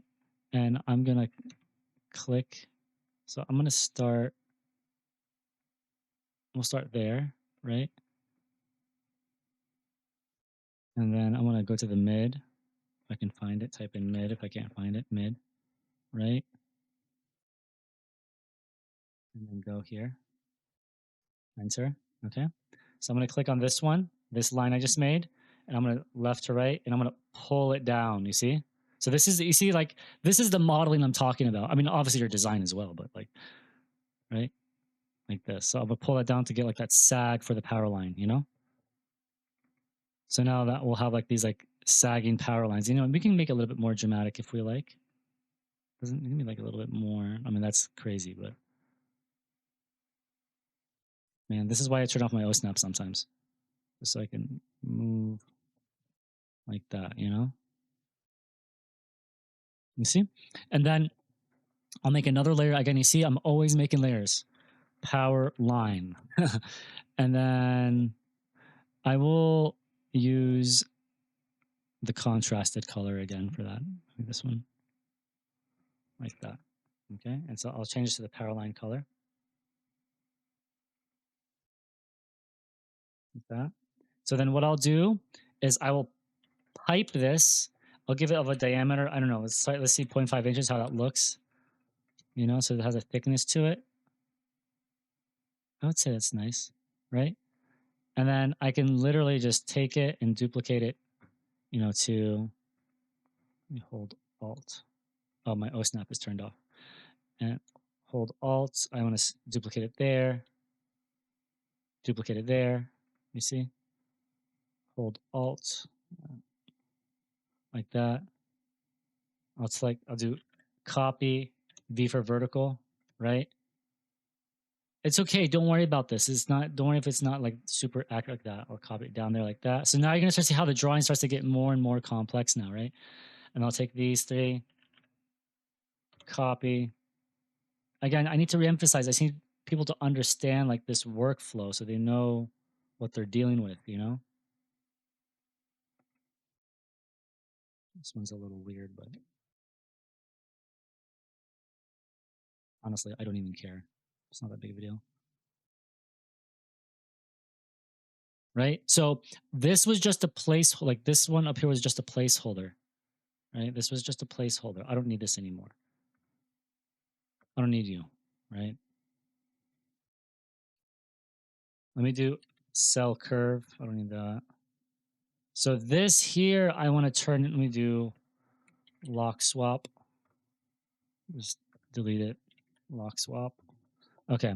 And then I'll go here, and then I'm going to turn this into a block, right? And then I'm going to go here. That's my point. I'm going to call this power line. There you go. So now I can take this one and go 100 feet, 100 feet. Oops, hold Alt. Alt, 100 feet. We go backwards, negative 100 feet, right? You see? So now things are going to start to get more and more, I guess, dense and rich with like environmental assets, you know? I wish I had that midpoint line I used for everything else. It's a silly thing. I should have like a data midpoint line, to be very honest. So I always can just reference that data midpoint line. That's actually very important. So let me just go here and here. Draw a line like that. Perfect. And do mirror. That. See?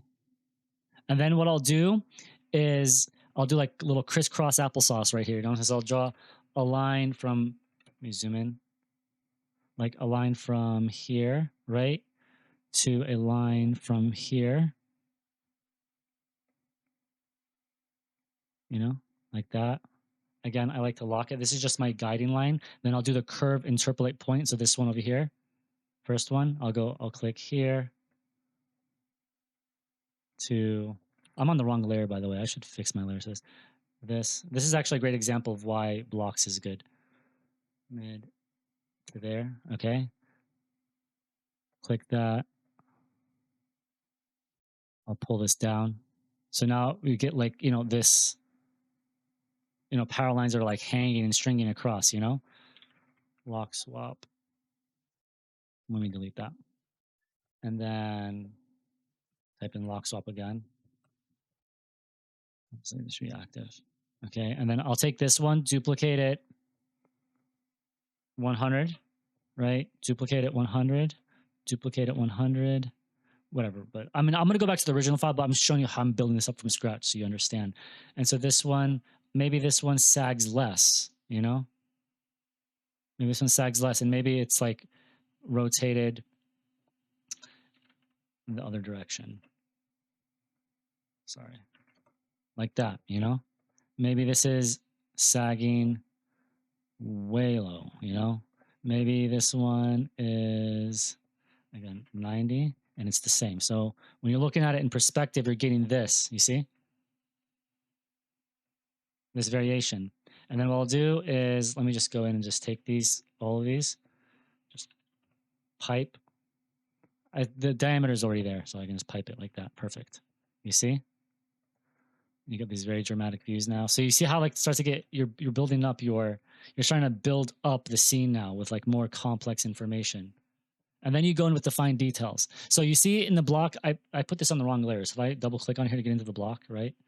I can go in here and just change this to the correct layer. It should be power line. Do okay. There you go.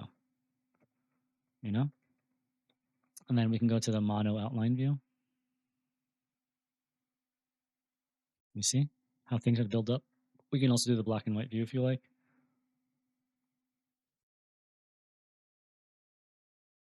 You see? I mean, we have to add a ground and the like the street symbols. Again, those are all assets, you know? Those are all assets, you know?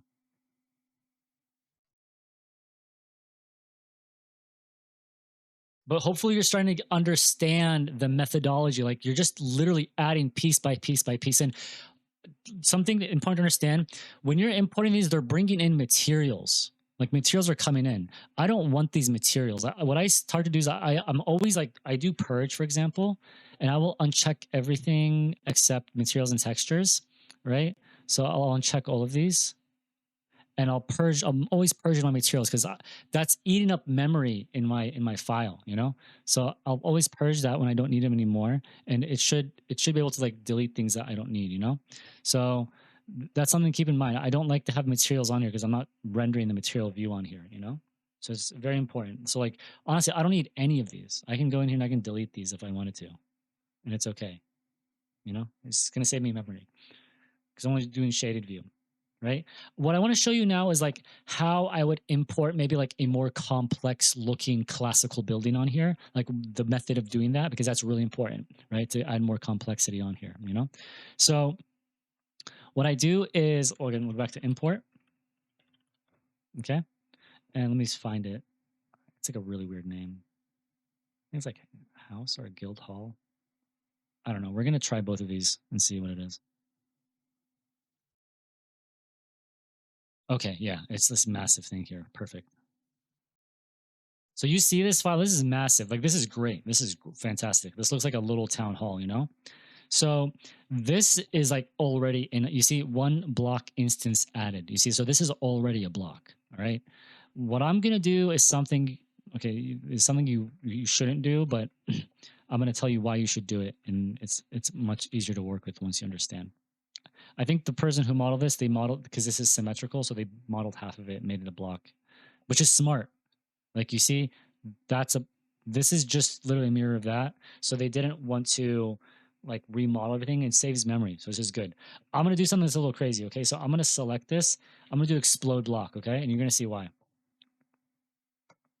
The reason why is because you see how like I want to be able to select individual things on here. And then I'm going to go back and make it a block.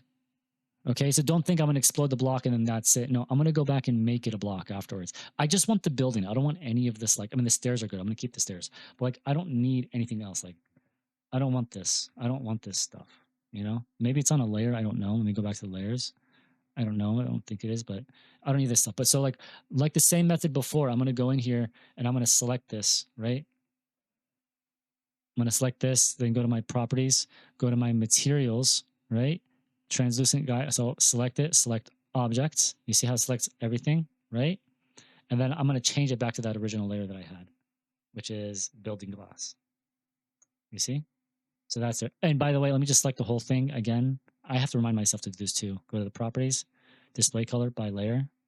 So you know how things are changing in real time, right? And then same thing here. Maybe I don't know what this little thing is here. This mesh again. I'm going to go to my material, the properties, material, color, whatever that is. Select objects, and then I'm going to go here. Call it building. Oh, where is it? It's like I call this like something frame. Where are you at, buddy? Do you see it? I don't see it. Maybe the building glass frame. Nice. There it is. Right. Like you're gonna get weird instances of this. I don't know. So this is this is like a block inside of a block inside of a block, which is annoying. So I'm gonna explode block again. And so we got this. Select objects. Okay, I think they're all it's just being weird.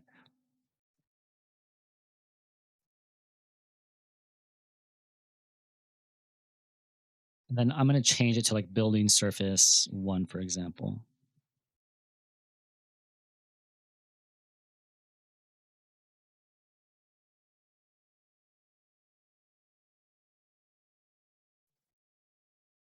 Right. So you see how now you get this like contrast to this, and then I'm gonna select the layer 0. What I'll do actually to be smart about this, I'll isolate this. Okay, it's just isolated, and then I'm gonna select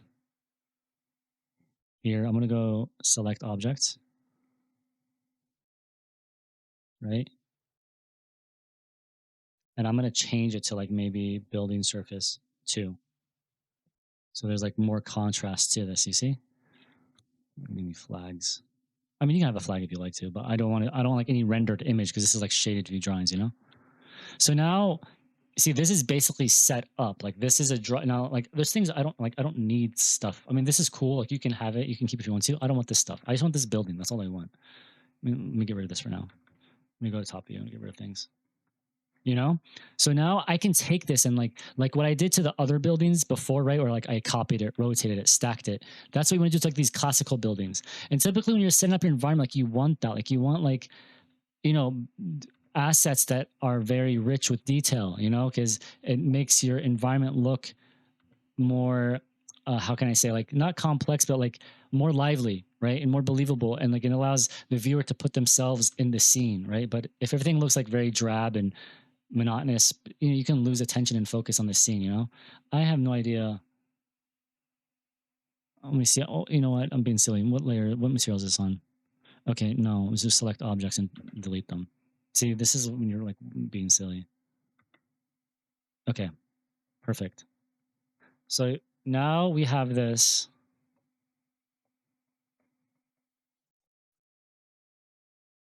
And we can, I mean, there's some like silly stuff here. See, man, this is annoying. Sometimes, see, this is also a block. See, this is the problem with assets you have to watch out for, right? Again, this is kind of like a pretty raw video so that you're seeing actual workflow. So let me see. Yeah, I'm going to select objects. Yep, I'll just do match properties to this. And then let me select objects. Okay, I think that one was fine because everything else is this. No, it's not. Let me here. I'll select the whole thing and then go to once you explode a layer or explode a block. There you go. So it's not on the right layer.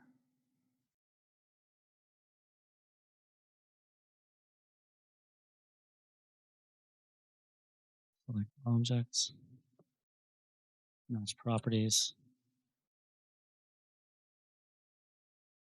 and then honestly, match properties. We'll do that. Okay, cool. So now I'm going to turn this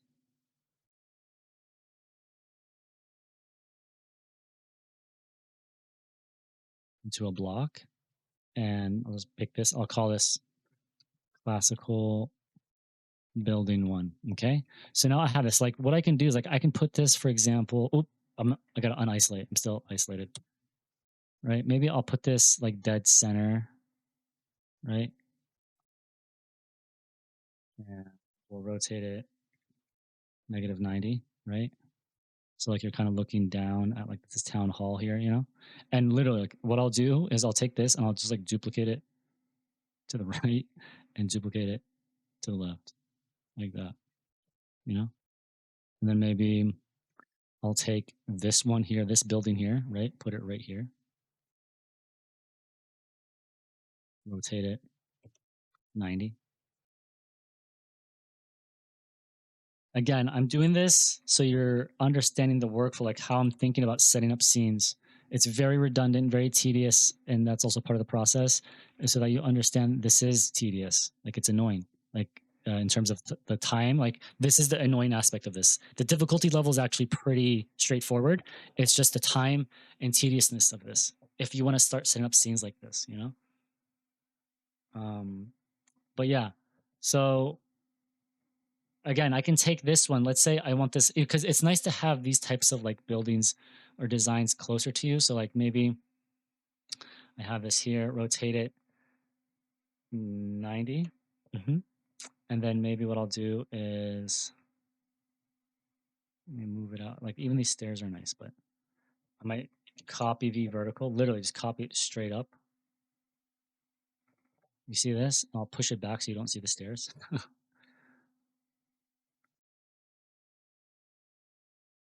You know? And then what I'll do is let me push it down. People are like, what are you doing? But try, like when you're setting up scenes, like these are again conceptual scenes, right? They're conceptual environments. They're not like legit. Let me move this down here like that. And let me move this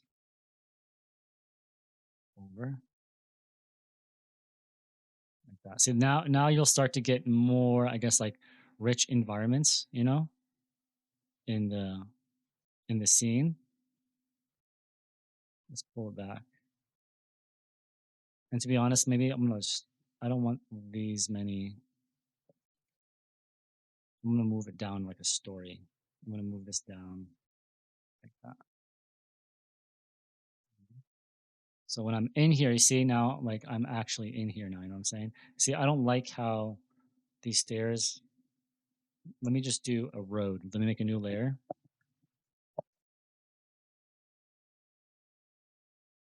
I'm gonna make a new layer, and I'm gonna call it sidewalk. Another layer, call it road. Okay. And so let me just do a big plane.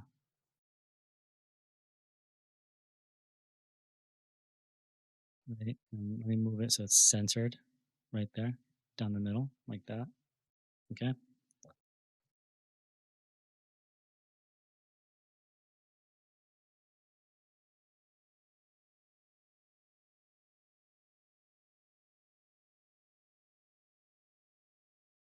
And then I'm gonna draw a line. Let me take this line, offset it maybe 15 feet. Offset that 15 feet like that. Then we go to top view.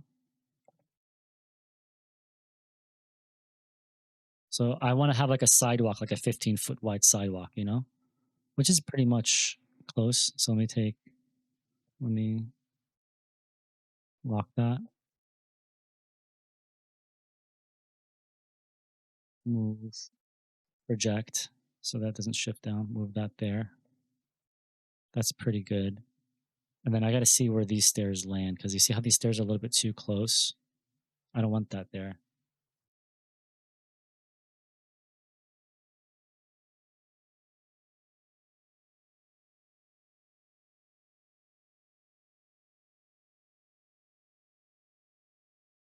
Let me turn my O snap off, turn project off, push it back just a little bit more. Let me push this forward. Well, I don't want to see the stairs, but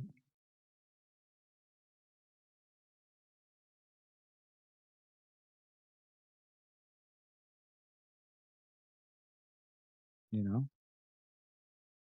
I mean, this is where you're gonna have like your little design, you know, and like so you can again take this one. This is why you turn these into blocks. You can take this one, right? Take it again, right? Rotate it 90, right? So you get like this shot of it here on the side. Maybe you're gonna move this one.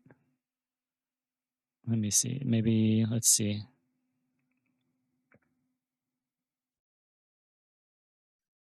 Turn. Maybe I want to see this here, for example, like that. You know.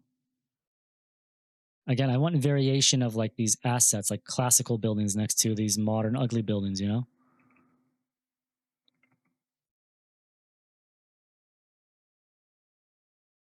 That, and then I can do copy v vertical. You see, maybe let's move.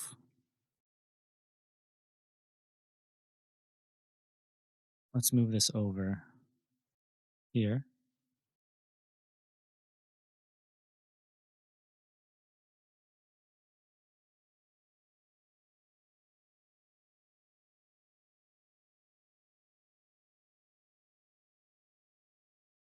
That, and then let's create a gap.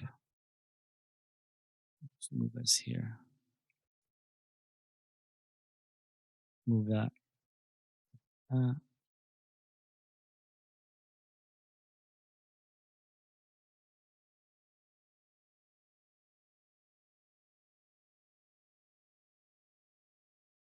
there you go.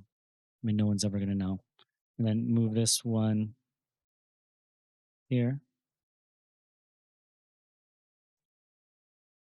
I'm not aiming for like 3D modeling accuracy when it comes to scenes, right? I'm aiming for setting up like a mood or environment, What I would do though, to be very honest, is I would explode this block again and change the surface coloring of that if I wanted to, so that it doesn't look too redundant. Or I would shift this over even more, so that it doesn't feel like it. What I can also do is take like let's say maybe like I'll take this one and make it feel like it's like a modern building hovering over a classical building. Like this, I can scale this down if I want to.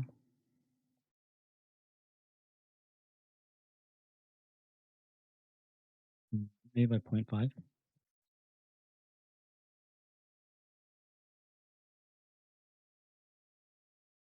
that, Gonna do copy vertical.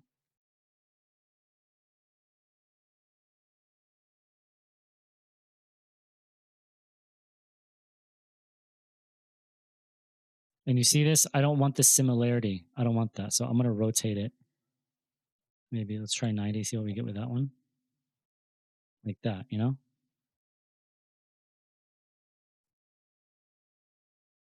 And then we can do a sidewalk on here as well. So we do a sidewalk.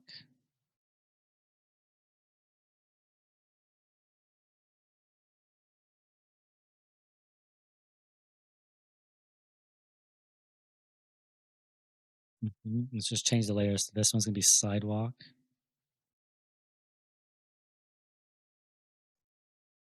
This is gonna be road. Okay.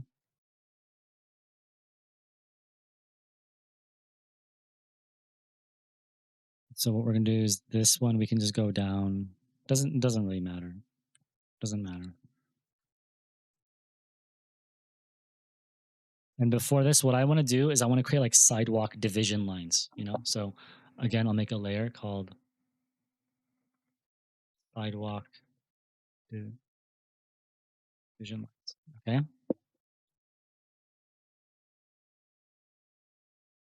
And here, you can just contour this to be very honest.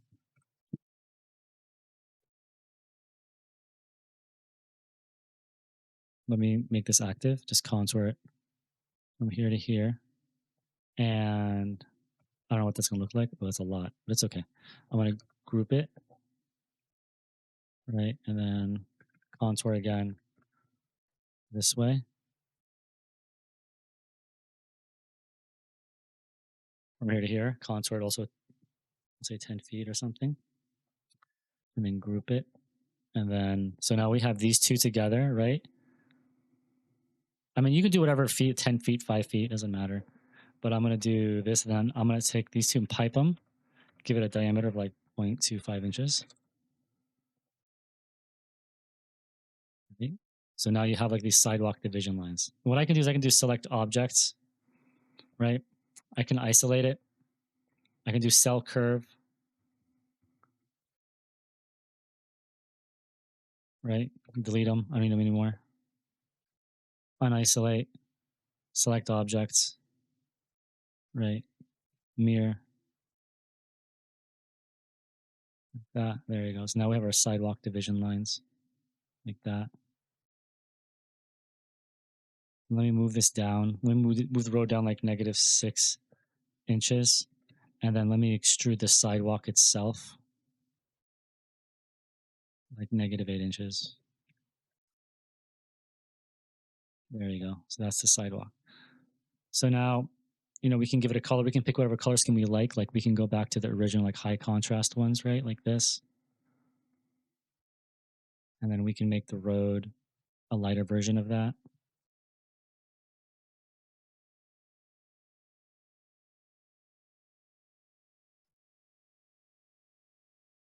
And we can push the buildings back more if we want to. Oops, don't want to get rid of that guideline. Right. Maybe we push this building up a little bit more, get more steps out of it.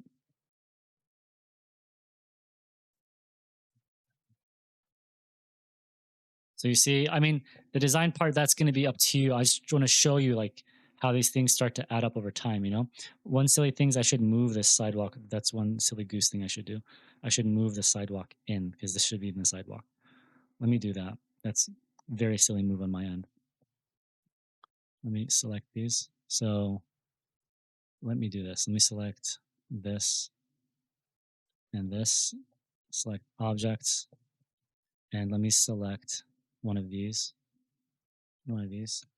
Isolate. And I'm going to take this. It's going to get like I'm going to get like a rudimentary distance to here. 21 feet. So I'm going to move this in maybe 20, 22 feet. Yeah.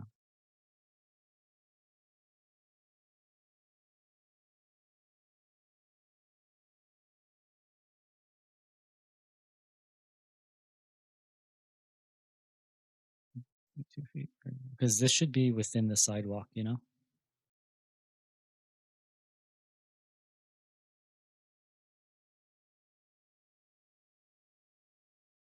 Isolate.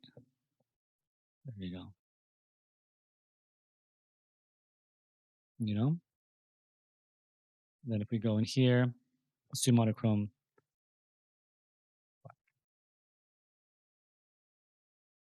So you see, this is how it's starting to look, right? In the monochrome black, you know? And then we can do, let's see, mono outline. You see? Again, I showed you how you export it, how it looks when you export it. The sidewalk needs to be pushed down a little bit though. We got to push down the sidewalk because you see we're not seeing the little feet on here. I mean, but to be honest, that's the process you're basically doing. I'm trying to think of anything else, but if you can get this far, then basically, you can set up any environment, you know what I'm saying? No matter what it is. But I really want to show you how like I'm like manipulating the environments and stuff like that, right? I'm just honestly trying to think like let me go back to the original file because this is just me showing you how I'm doing it from scratch. I'm gonna go back to the original file so you can see what's going on in the original file. Okay. Now when I see, I remember like the signage. Maybe that's what I'm going to do. I'm going to show you the signage, right? How I do signage and stuff like that. I think that's a good thing. But honestly, everything else is the exact same method. Like you're just going to explode block of the assets, assign layers, make them give them a color. It's hopefully by now you understand the method, right? So, and just I will show you the signage because this is important because with text objects. But I want to show you something else. Let me just go back to FE1. Like I want to show a couple things here. Like for example, the street signs, these are all assets. So like let me go here. Like the road block, like the arrows for the arrow symbols and stuff like that. Those are assets. These are assets right here. The stripes and all that. But you see, it's just being very nuanced with these things.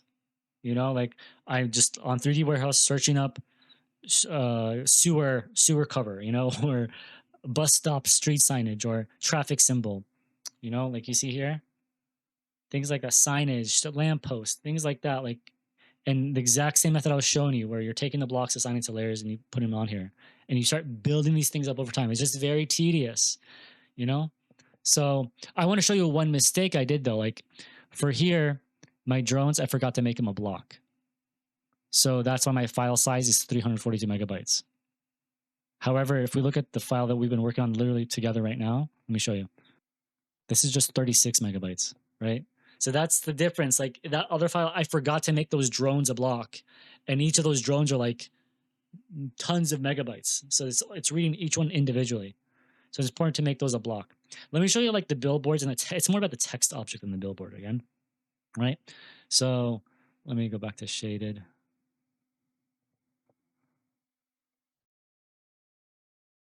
Import.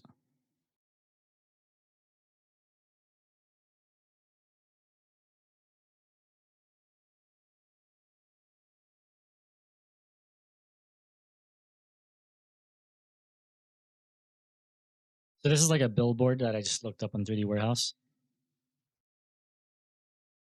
right? This guy right here. I'm gonna move it to the side here. So like again, like I don't need, let me just, I think these are a block right now. Let me see what's a block, what's not a block. Let me ungroup this. Hmm. Let me do, I'm just gonna do explode block just in case. Okay, let me do ungroup. Okay, perfect. So I don't need that, right? I don't need this either. I like everything else. Honestly, I like this border. I should have kept it in the original one. I'm silly. I don't know why I didn't do that. I like these lights as well. These are nice lights. I don't know why I didn't keep the board in the original one. That's silly. Should have kept them. All right, whatever. But so I want to keep this. Want to keep this. So again, I'm going to go into my layers, right? And I'm going to call it like billboard platform, for example, and then billboard signage, billboard light,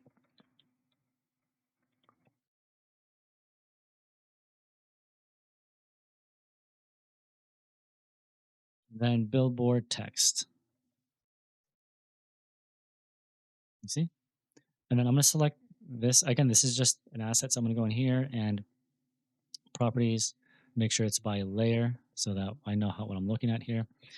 And so I'm going to start. So this one, that's billboard platform. And honestly, I'll make this billboard platform as well. Billboard signage, Obama, billboard signage, and then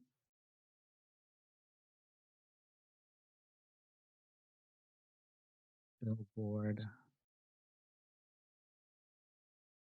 Do billboard structure to be honest, but it's okay. These are billboard lights. See, these are blocks. These are blocks. Let me go in here. I'm gonna do explode block. Honestly, no. Let me go back in here. Let me check. I'm gonna double click on here. Let me do block edit. I want to see how complex this block is. It's just one thing. Okay, yeah, I'm gonna do by layer, and then I'm gonna change that layer to billboard light.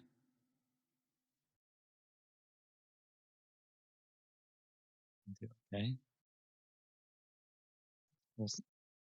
Okay, I think there are four separate blocks that are grouped into one. Is this whole thing is grouped? That's the problem. Okay, I see. They're fourth. These are grouped. These are multiple blocks grouped. So I'm gonna ungroup these, and then yeah. Okay, that's fine. So I'll go here. I'll do by layer and do billboard light. Let's see what happens. So let's just start getting these a little bit contrast. So billboard platform.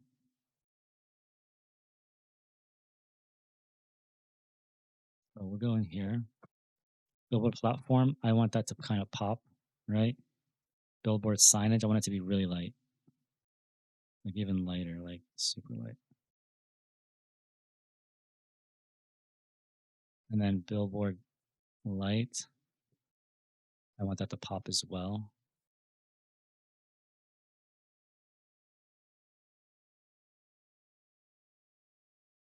I want this to. See, this is a block, so I have to go block edit. Go in here and select it. You always got to go into the block edit. If if it's a simple block like this, then just go into the block edit. But if it's like a multi-layered block, I would typically explode the block, assign the layers the way I like, and then make it a block again. And so then here, let me change it to.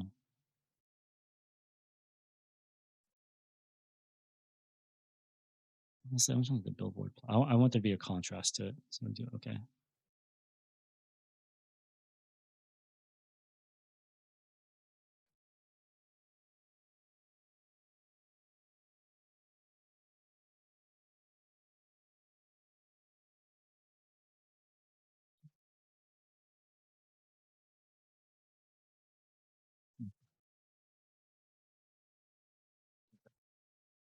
So now we can take this.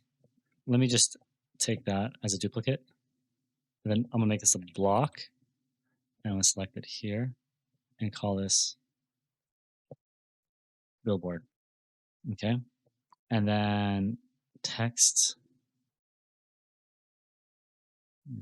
I'm gonna say I'm gonna make it. So we'll do a text object just so you understand how to work with this text object. And we'll do we'll do United States of Design. Okay, and then I like to use Arial.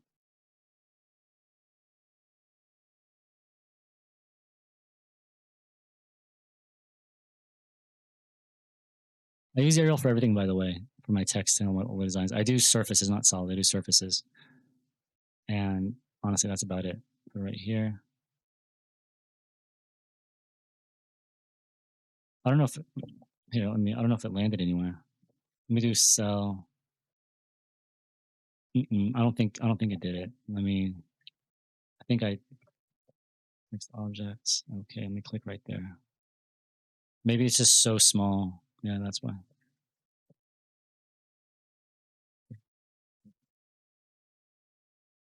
Right. So here it is, and I'll put this on billboard text.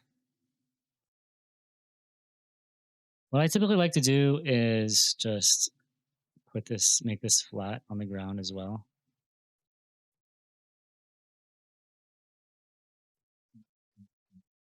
Take this one, overlap it.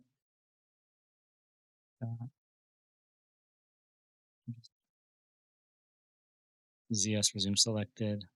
You know, then I'm just get a sense of scale, like what scale. I'm holding shift, by the way. Right? Maybe like I want to move this one down here. I'm using the Gumball grid because this is what allows you to keep things in the plane. Right?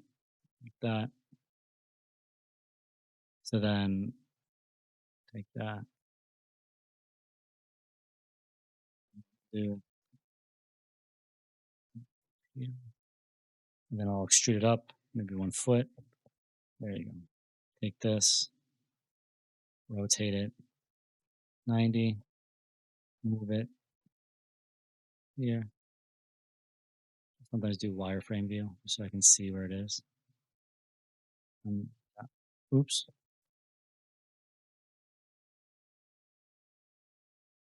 right? I don't need two of them, right? And then like I can draw. What I like to do is I like to draw a line from here to here as a reference point, right? And I put a point, which is like the midpoint. If I can find it, I type in mid right there, right? So there's that point right there. So then I make this whole thing. I mean, minus the text, minus the text. I should have grouped this text, by the way, but I'll make that whole thing a block, right?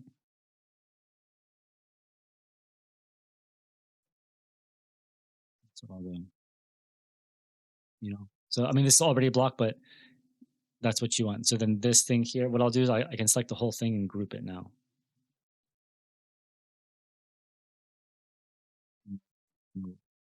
So I like to move by that point, you know, and maybe like I want to move it like, you know, up against a building or something like that, you know. Maybe I do 45 degrees like that, you know. So you have like this advertisement now, you know. So I want to show three more things. I want to show the stands and then the conceptual little design I made. Honestly, it's meaningless, but I just want to show how I quickly modeled it. Let me just toggle over to show you what I'm talking about. So if you see right here, you know, I'll show you how I put the stand on here. This little conceptual design, again, this is just a placeholder. This isn't like an actual real design. And the purpose of this video is to show you how to set up the environment. It's not really to show you like how to create like designs of neo-futurism or cyberpunk or whatever like that. You know, that's really up to you, whatever design you have. But I'll show you how I quickly model this. And then let me just show you maybe like how I did these drones and how I placed them in space and really like played around with the orbiting and orientation and maybe like the street markings very fast just so you understand a very important concept of street markings. And really that's about it. I mean, I keep wanting to show more and more, but to be honest, like I've shown the major principles and if you know how you can do that, again, you can do this entire environment by yourself once you understand what I showed you previously. So let me just go back to the other file. So let me just, I mean, I could technically use this truss system and take these little stands again, but what I'm going to do instead is just re-import it. So I'll just do import. And let me go back down and find that truss system. Here, this one. Open. Again, it's going to land in the 0, 0 point somewhere. Perfect. And then let me just pull it to the side. I don't need, let me ungroup that. Yeah, so I don't need anything. I just want that little thing right there. That's all I need, you know? Let me click on it. It's not even a block.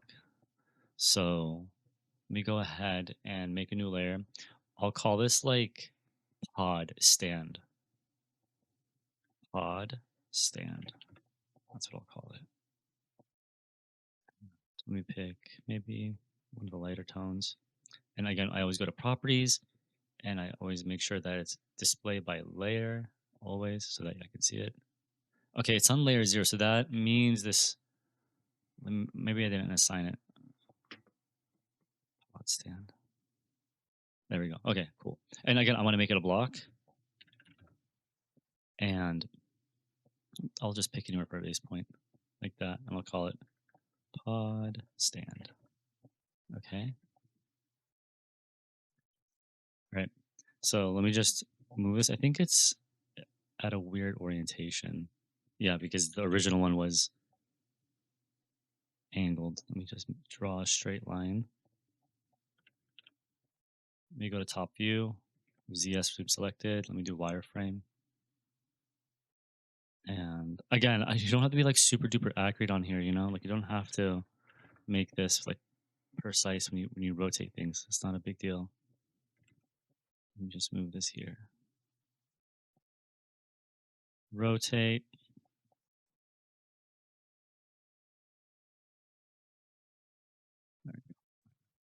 Be straight now. Cool.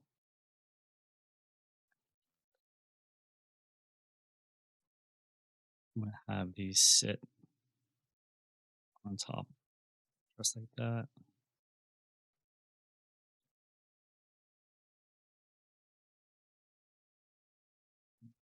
Yes.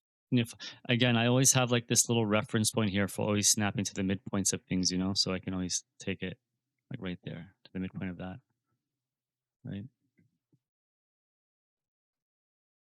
And I want to flip this over actually because I want to flip that over 180. There you go, like that.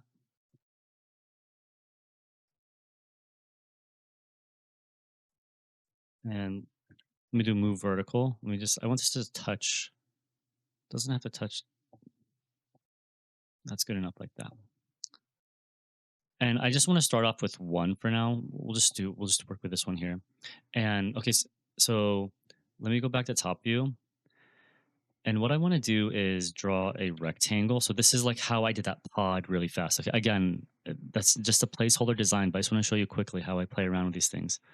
So let me change the layer. Let me make a new layer, call it pod shell. Okay. And let me make that active. Let me just do a rectangle and let me go from here to there like that. And I want to offset it out maybe like 10 feet because I'm going to fillet edge everything so it gets like that little like pill shaped look. Let me just change the color of this. Let me make it like a pastel as well. So I'm going to offset this out maybe 10 feet. Yeah, we'll do 10 feet. You know, let me actually rotate this 90 so it's more on the long end like that. And I actually maybe want to scale this up just a little bit more, make it just a little bit bigger. Okay, let's go in here and let me extrude up maybe 40 feet. And I'm going to actually isolate it. And I'm going to do fillet edge. And I'm going to click on next radius. Let's make it like a 5 foot radius. And then I'm going to select all of these here, press enter. There you go. So you see how this is kind of like sitting on the flats on the bottom side? We kind of want that. Let me just lift this up maybe like a foot, like that. It's okay that there's like these little air gaps here, that's fine. I don't mind that. It's good. Okay. So you see that's the pod, right? And then I want to do like something, I'll do pod lines, right? And what I want to do is I want to contour this in all three directions. So I get like the pod division lines. So for example, if I go here, let's go to, we can do right in front, zoom selected, right? I can contour this and let me do pod lines. And let me just go from here to here and we'll do, I don't know, maybe 5 feet straight down, right? So I'm going to group those together. I mean, in the option, I could have grouped it in the contour, but I always do it just in case. And then let me go here, zoom selected on the front side view, and also contour it this direction, also 5 feet. I got to click on the surface. So click on the surface, contour. You see where it says group? You can group things like that, right? So again, I'm on pod lines.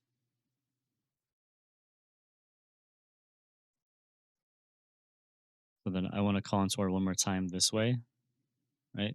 So I can do a perspective view. I can contour from there to there, 5 feet as well, like that. Group it. So now I have these lines here. You see, so it gives you like those little division lines, and then I can select objects, right? And I can pipe it, and maybe I give it a very small diameter, maybe like a 0.25 inch diameter, like that. So you get something like this, and then I can do cell curve just because I don't need those curves anymore. You know, or what you can do is I can just hide them for now, just so that You want to, like if you want to do floor plates and then it's like let's say you did a cross section, you can turn those curves into floor plates. Let me actually undo that real fast so you understand. Let me do cell curve. So you see like these lines here, right? This group. Let me ungroup it for a second, or let me do a remove from group. Remove from group. Let me select one of these curves, right?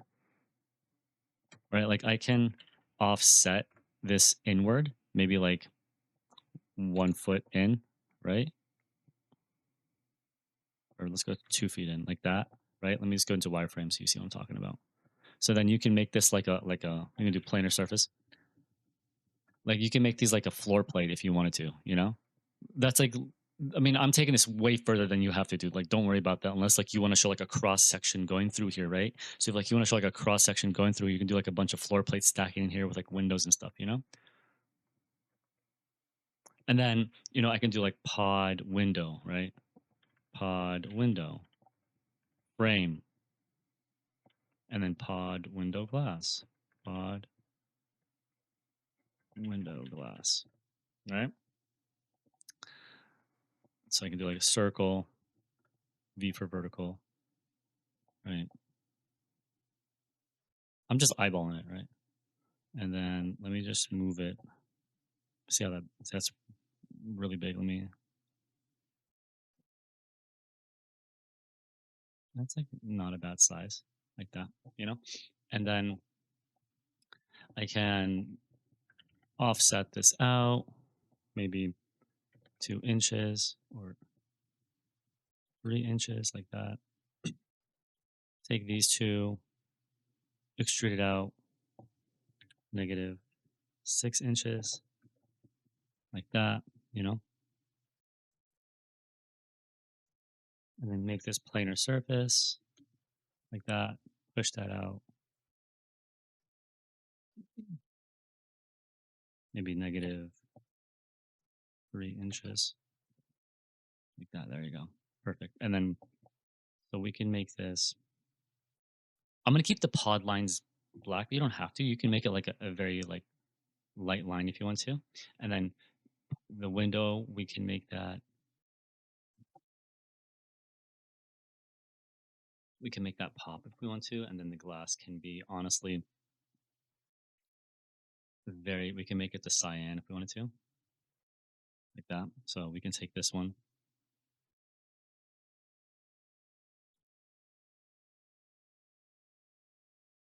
and we'll make that pod glass and make this pod frame.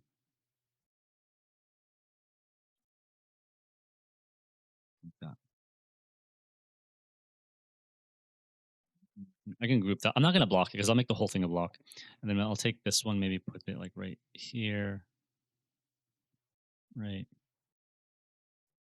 And then, I mean, mine looked a little bit different in the other one. So don't worry so much about it. This is just to show you, right? I can take this and mirror it along the mid, right?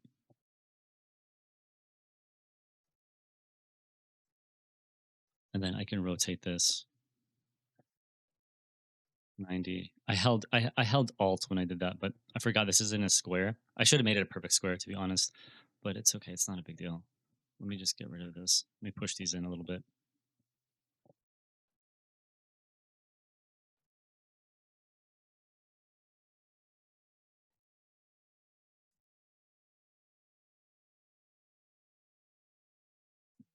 And then we mirror this,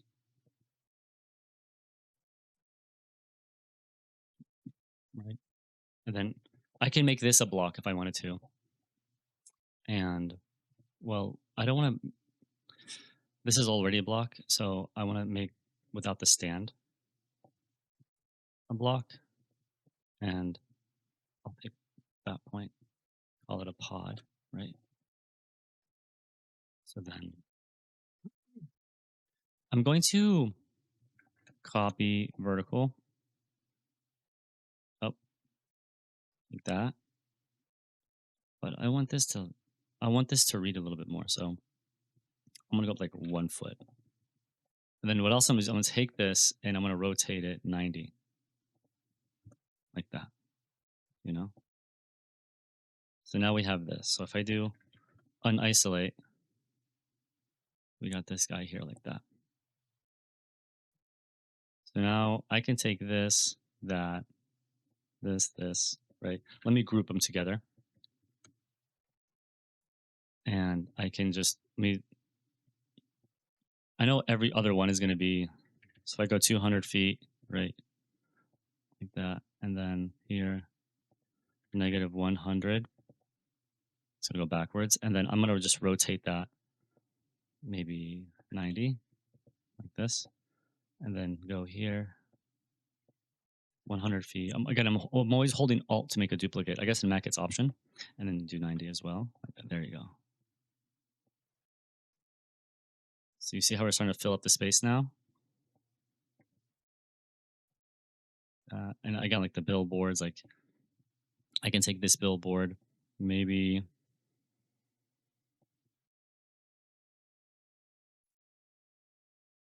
it's hard to see in this color scheme. Move a billboard here, rotate it, negative 80. Let me go 45. Another 45. And then you see this little point I always made for this billboard? I always use that as a little reference point, you know? Doesn't have to be like crazy, crazy accurate, you know? Oh my God, this is like disgusting product placement. I mean, or like self self marketing. I'm sorry. What I did is I used different languages. That's what I did in my other one. I used different languages. But I want to look this way towards the town hall. So let me just go here. Top view. Let me hold Alt, drag it over here, rotate it negative 90 like that. And let me just take a look at it real fast. Let it like pop out a little bit.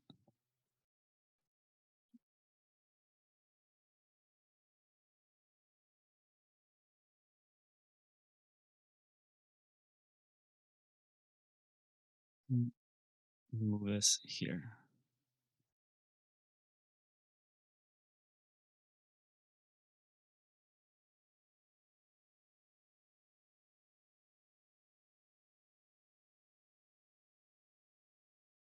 You know?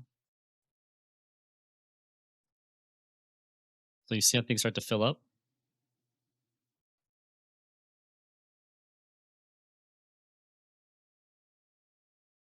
And then like I showed you, and then let me just show you quickly like the monochrome black. So you see, I mean, this isn't like the original one I showed you. This isn't like I had more windows than like the OG version, but again, it's just I'm trying to show you in general how I quickly start to model things. All right. So let me now show you just quickly the drones and stuff like that, and then the street symbols. Maybe I do the street markings because that's really important to understand just in terms of how you place them in the model. So let me go to import, right? I can do road markings or road signs. Let me see if there's anything else on here I can take. Yeah, let me just do that. Let me do, oh my goodness, I downloaded so many, but it's okay.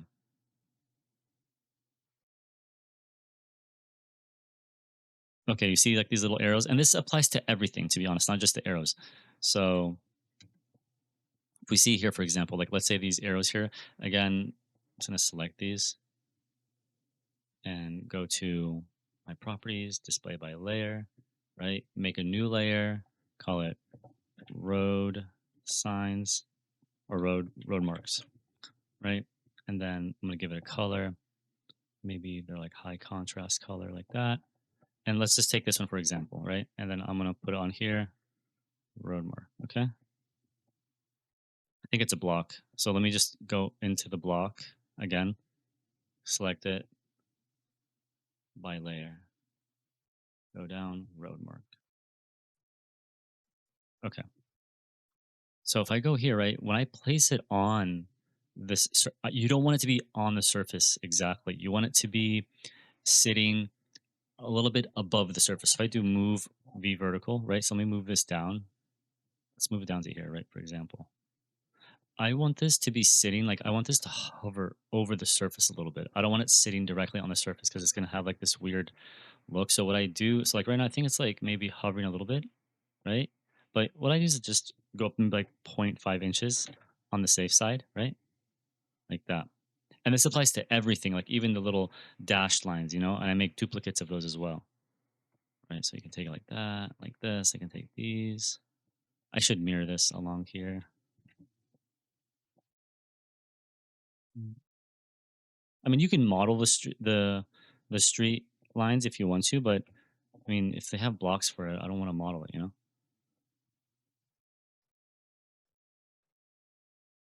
And then let me go here. Let's do the mono outline view. You see?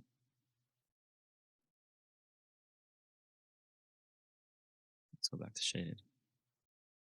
If you had this touching the surface, it's gonna have like this like weird effect of like this overlap effect, right? Where like the colors get mismatched, which you don't want. Okay. And then again, let me just reiterate, this applies to all street marking blocks that you get on here, right? Like you want it to hover a little bit over the surface. You don't want it to be touching the surface exactly. You need to let it hover. So what you can do is you move it down on the surface, then again, move it down to the surface, then use the gumball, move it up like zero point 0.5 inches or something like that. Not a huge increment.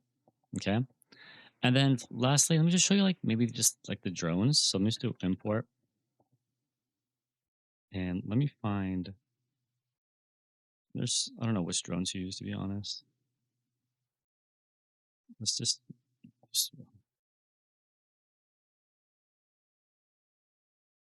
okay. So let me move this out here. Okay, I don't need like all these. Okay, perfect. So we have this little guy here, right?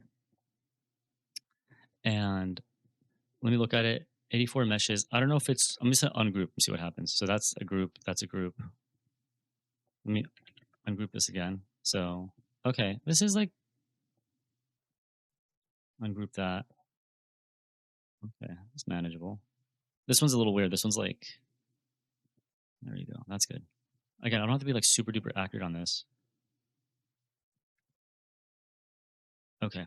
So I'm going to select this whole thing and again by layer like that. And then I'm going to go into I'm going to do like a drone body maybe, drone camera, maybe drone arm. You'll see what I'm talking about. But you see, like, I'm thinking about the contrast of things, right? So, like, maybe I want the drone camera to be the most high contrast on here. So I'll do that. And then maybe the drone body is much lighter. And the drone arm is maybe also high contrast, right? So this is the camera, right? I'll make that drone camera, you see? And then this is drone body, like that, drone arm. Maybe like I'm just doing contrast of colors so when you see it, it'll pop, right? Drone arm. And then maybe I'll just go back. Yeah.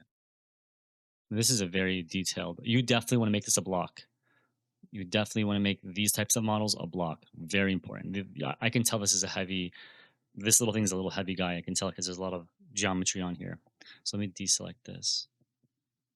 And just to give some contrast, I'll make this the lighter one.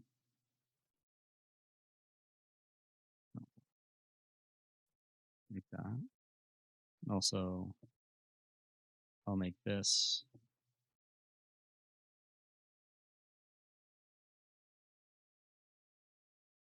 drone arm like that. Nice.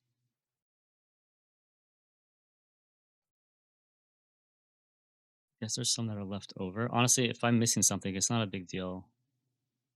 As long as the main image, the main idea is there. Drone, I want that to be.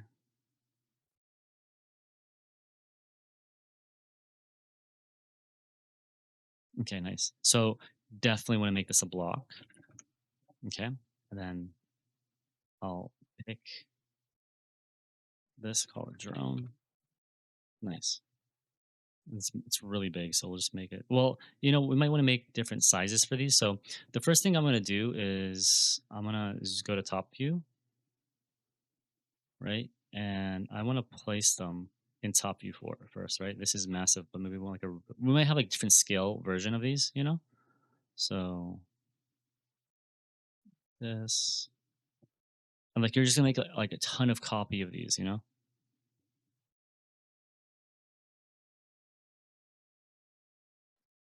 that, and you'll like do different sizes, different scales, like make copies of copies of copies, and then different elevations and stuff, like that, right? And so I can take these, for example, and I'll show you what I mean. Like I can take this one and then literally like do copy of that, right? And do a copy of this like that. Let me group it. And then I should have grouped the other ones. That was silly. But what I can do is in my perspective view, do ZS, right? And like lift some of them up in this space, right? And then here, what I can do is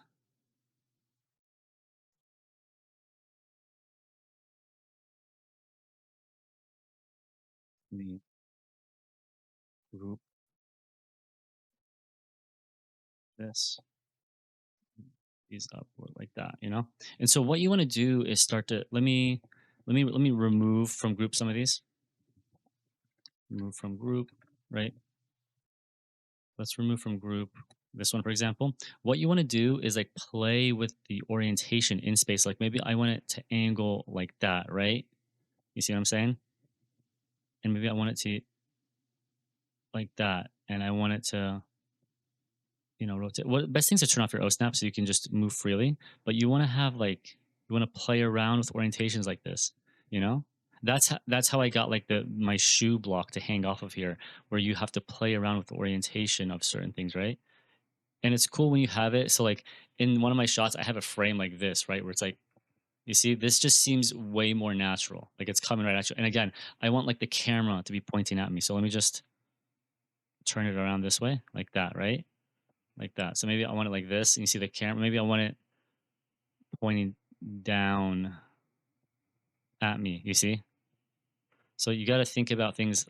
Not everything needs to be straight, right? I mean, when it's flat, straight, it feels like it's like surveillance. But I think some of these you want to kind of break that like flat plane, and you want things to feel like it's kind of moving in a direction, like that. So it's like maneuvering at you or something like that. You see? I think that's what you want, and like you'll just make tons more copies. So this one, you'll go like that, and some of these go like way high, and you want to fill in the space, like that. You see? And then again, like you want to break the angle a bit. Break the angle. And maybe like this one is like a bigger one, like that. You see?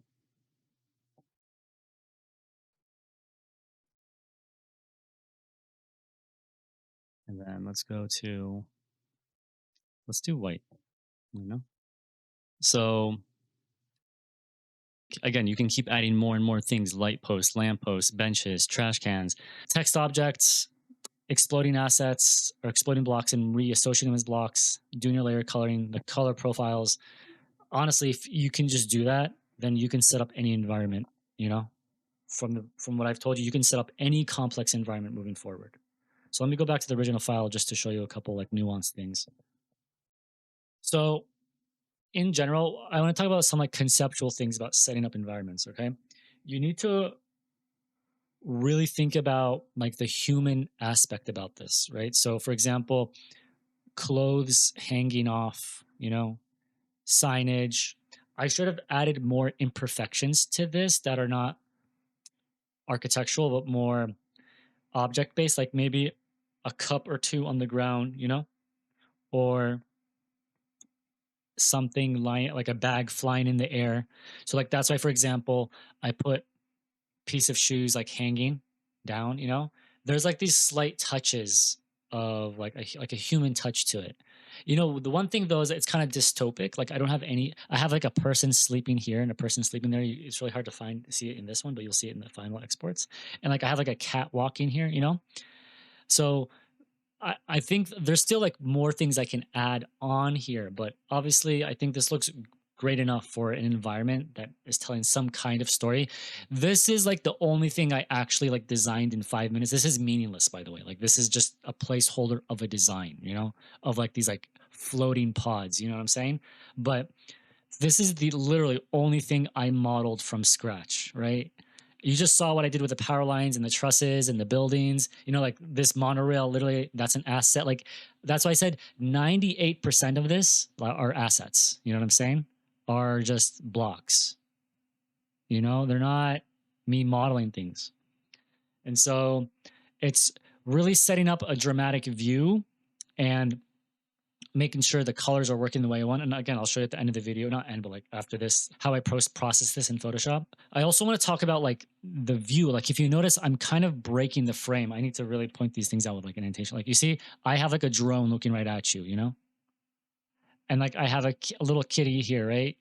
And I have another drone kind of breaking the frame here. You get what I'm saying? But I'm always having like this like relief of sky, and like I have drones in the sky here. And so you kind of want to have like a balance of activity, not only like this sphere, and this sphere. Typically for, I would say like Neo-Futurist aesthetics, Neo-Futurist aesthetics is either like a dramatic scene like this. Let me show you, like a dramatic scene like this, where it's really almost like a worm's eye looking upward. It's like very, very dramatic in terms of camera angle. You see where it's like your eyes are zooming in. So if you look at my camera right now, I'm at 16 millimeters. It's a regular perspective, and my X locations are basically the same. So if, I typically like to hover my mouse, right? If you hover your mouse right here, okay, down here, it's going to tell you what that X location is. So that kind of gives me like, okay, 1790. That's like basically dead center. So that's why I'll have my X target and my X location the same, right? But I'm like looking upward, So you see, that's what I'll typically like to do. Like I want to have my X the same. And then this is one way of like really having fun with this type of environment aesthetic style, like New Futurism, where it's a balance of like ground to sky, because typically like in like neo-futurist looks, it's typically like super high-rise buildings with billboards and hovering infrastructure, right? So the ground is kind of like the forgotten environment, and it's the sky that becomes the new environment of like people, So that's why these dramatic views are very helpful for these types of environments. Whereas maybe like something that's probably like more like dystopic and like nature taking over infrastructure architecture will be the complete opposite, where it's like you're like up high looking down to the ground of nature taking over our infrastructure. You know what I'm saying? So these camera angles matter a lot. So like for example, if I do FV3, this one's like more elevated. Now I'm like more elevated into the infrastructure versus on the ground. You see, it gives you a different vibe. It gives you a different feel. Even if I pan up, right? So that's just things to keep in mind. Now like I'm kind of in like I guess like the futurist infrastructure environment now, and see how it's like more engaging. Infrastructure is like more engaging with you. So these camera angles matter. It's like really your choice of whether you want to do 2-point or 1-point. If it's like dead center, 1-point, it's fine. 2-point is nice because it makes all the vertical lines straight as well. So that's important to understand. Again, I need to reiterate though that you just saw what I was going through, right? It was just like placing asset after asset, importing block after block. That's the workflow you have to go through. That's the actual workflow, And even let's say like you're rendering, like the same thing. I mean, again, you can use AI. Like I'm not like bashing AI, but when I have a 3D model like this, I can cut a section right through this and get like a really cool section as well. Or I can make like an oblique out of this immediately, right? I can generate a lot of drawings out of this, and then I can change the color scheme immediately. Maybe I don't want like this like little cute, pastelish, purplish, magenta color scheme. I want more of like a dark bluish. I can change that really fast if I want to on here, So these are just things to keep in mind, right? And what I do is, because it gets really heavy, I like to work in shaded view. And then when I'm done with the scene I'll save my scene. For example, like this is how I set up my view, right? I'll get in here, I'll try to find like a really cool scene. Maybe I want to get more in here, more in this space like that, right? And it's even like more dramatic like that. So you see how it's like kind of like tilted and stuff, right? I'll go in here and I'll play around with a couple of things. I may pan down a little bit more. Might go down, right? Like that. I want this drone kind of there, you know? And this train's here. So again, like I want to kind of change my X location, 1790. Make this 1790. There you go. So now how you see how it's trained up because the X's are the same now. The Z targets are going to vary, right? And the Z locations are going to vary depending on how you're looking at this. So depending how, like you can test it out and see what happens if I make it like 5, for example. You see? And then that's just the camera going lower, lower, or I make it 10. And then the same thing here. If I change this, you want to change it slightly to see what happens. So let's say like 50, right? If I match this, I'll show you what happens. It gets, you see, now it becomes like eye level or like 10, 10. It's like looking straight on. You don't want that. So we'll go back to like 40. Perfect. So what the Z location means is like the camera's like standing 10 feet tall. That's what that means. The camera's like literally off the 0, 0 point, 10 feet off the ground, but it's looking up 40 feet. It's looking at a target that's 40 feet above it. That's what it's doing. So, once I do that, then I'll do like named view, right? Honestly, this is a pretty good view, not gonna lie. And then I like to give my views like short, like FV final view 5, right? So now I have this shot. Then I go back because I don't want to work on doing all this stuff in like the final display style because it takes up a lot of memory. So in here, man, this is a pretty good view. I don't know why I didn't do this to begin with. Monochrome outline, you know, and get a shot like that. That's actually pretty cool. Man, I got to redo my thumbnail. But if I go here in mono outline, yeah, that's nice. So you see, like, I'm like figuring out stuff on the fly too. I'm looking at these things. Oh, this is dope. And so like even here, remember this was that building. I mean, honestly, I did it better in the one I just showed you real time with me. Like, see, this actually doesn't have contrast. I should have done that for this one, but the detail's nice on here. To see like this contrast of like a detailed building with a non like a modern ugly building. So you want like you want that contrast or like this like cathedral-esque looking structure here. You want that type of contrast. I wish I should have done like more variation of the advertisements. But again, like you're starting to get like I just want people to understand like you can do this. Like you can do these types of drawings. It's just very tedious and time consuming. Okay. So what I'm going to do is I'm going to transition over to the like post-processing side. I want to show you how to get like the nighttime scenes on here. Let me just go over real fast, show you what I'm talking about. Here, you see? I want to show you how you can get shots like this. Like how you can turn it into this. It's really easy on Photoshop. Yeah. So I'll show you how you can take that shot and turn it to, it's really, really simple. Okay, so here we are in Photoshop, and I'm going to show you how to get like this like nighttime view, right? This nighttime rendering shot, and how to like adjust colors and maybe do some watercolor shots as well. So, I have this is the view captured file. Again, Photoshop doesn't show it that well, by the way. Photoshop for some reason mutes it, so I'm not really worried about that. You already saw the final exports, so don't worry about the colors on here. The colors don't look good, but the final exports will be fine. And then this is the view cap. This is the print of the the white lines, the outline version of it. So I have both. Okay. So let's say like you want this to be more of like a nighttime shot. It's really simple. So what I'll do is on my adjustments layer down here, right? On the this black and white circle that you see here, down here, right? I want to do solid color, and it's literally just going to be a white solid color, right? Let me move this up here, and I'm going to do exclusion. You see? And then what I'll do is I will do like a brightness and contrast as well, just to brighten it up a bit, like that. And then what I'll do is if I want things to feel like they're like lit up, I will. So you see this color fill already has a mask to it. So I'm gonna do my press W for my magic wand, right? And I'll like start to select, like I'll select, and my magic wand, my tolerance is like around 10. Maybe I'll select this, I'll select that. Like I want to be a little bit, even here, like I want to be a little bit nuanced and like select things in between lines so it feels a little bit, real and going. See, actually, I shouldn't have done that, but whatever. But you get what I'm doing. So like here, right, and then, I want to select things. I mean, you already see it, but I just want to understand how to do it. Select that, hello shoes there. Ugh, that's okay. Just want you to understand the process, like that, right? Maybe down here. Maybe we'll get around the little droney drone.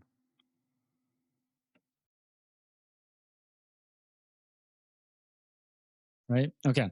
This is just an example, right?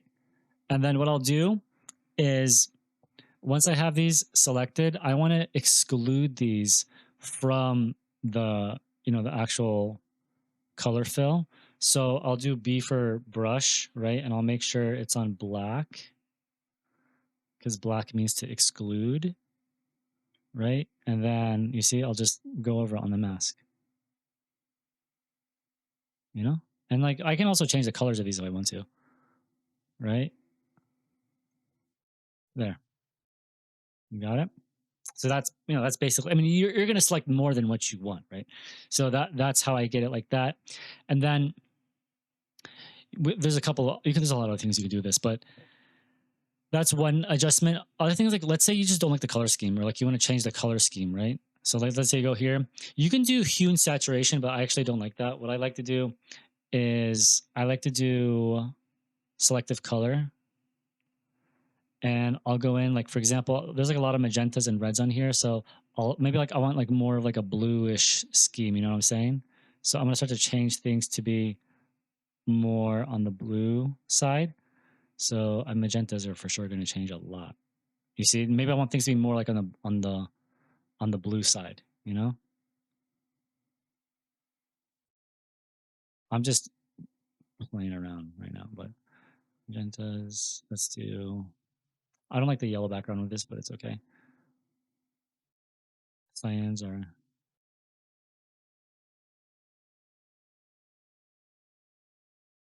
I'm just toggling. I'm playing around. The yellow is basically the sky. It's nothing else. I'm gonna go back to the reds and see. There's nothing really on the green side. There's nothing really green on here.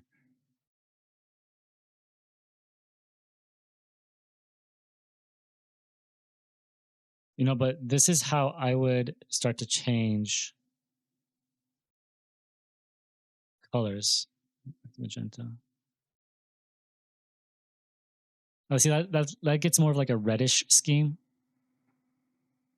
and this is more of like a purplish scheme. Me problem with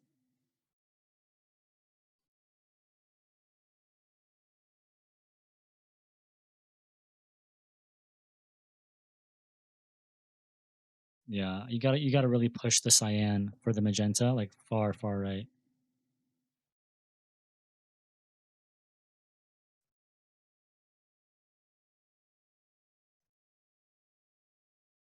There you go.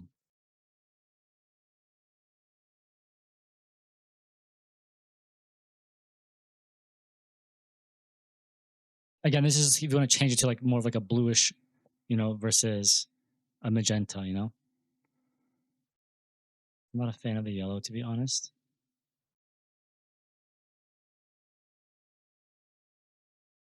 I don't know if it's going to change that much. It looks green right now.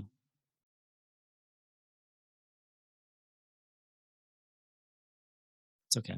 But that's how you would change like the color scheme, right? And like I mean, then you can go into the hue saturation one too, or the vibrance. Let's just check out the vibrance and make it more blue. So now this is like a very bluish scheme now. More, it's popping more, right? If you do colorize, it's literally going to mask the whole thing over with one color, which I don't like.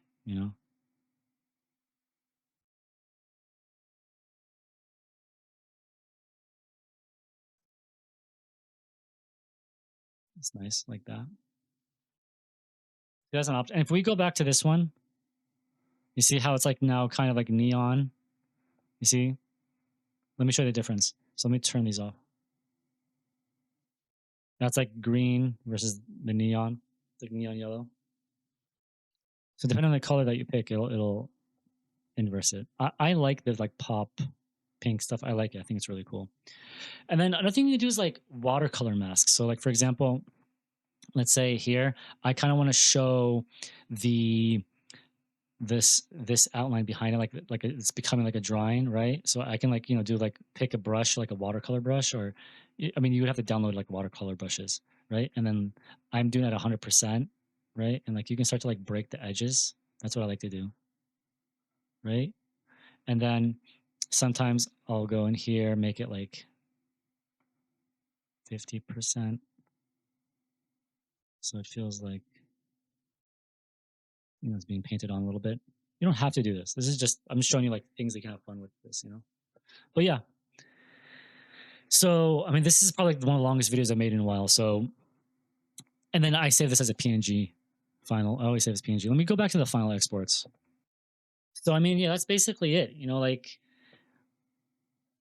I always have to reiterate this. Like you don't have to be intimidated by these drawings.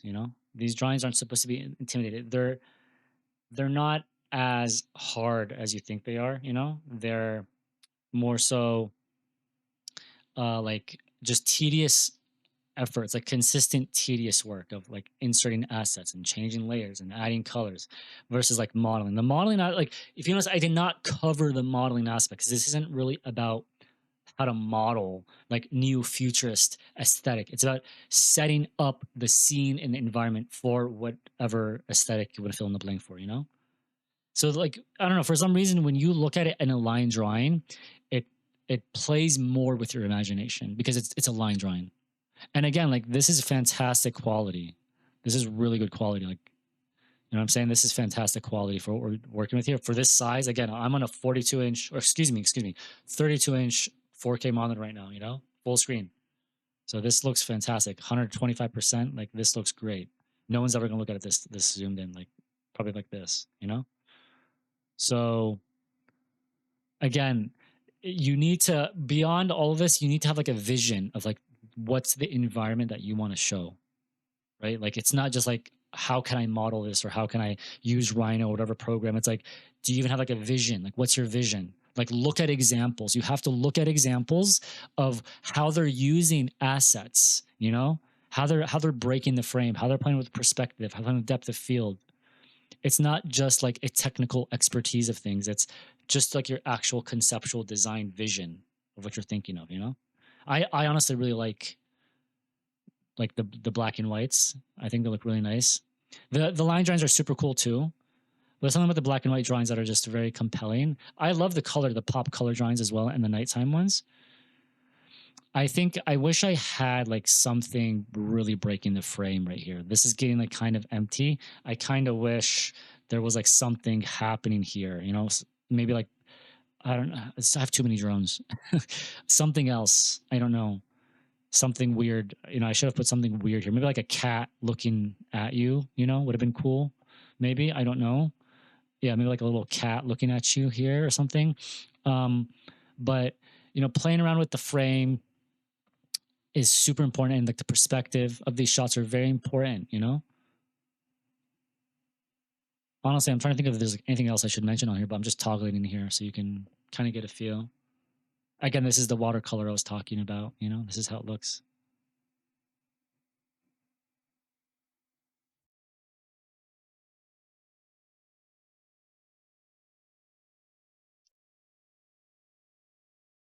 But yeah, this is a really long video.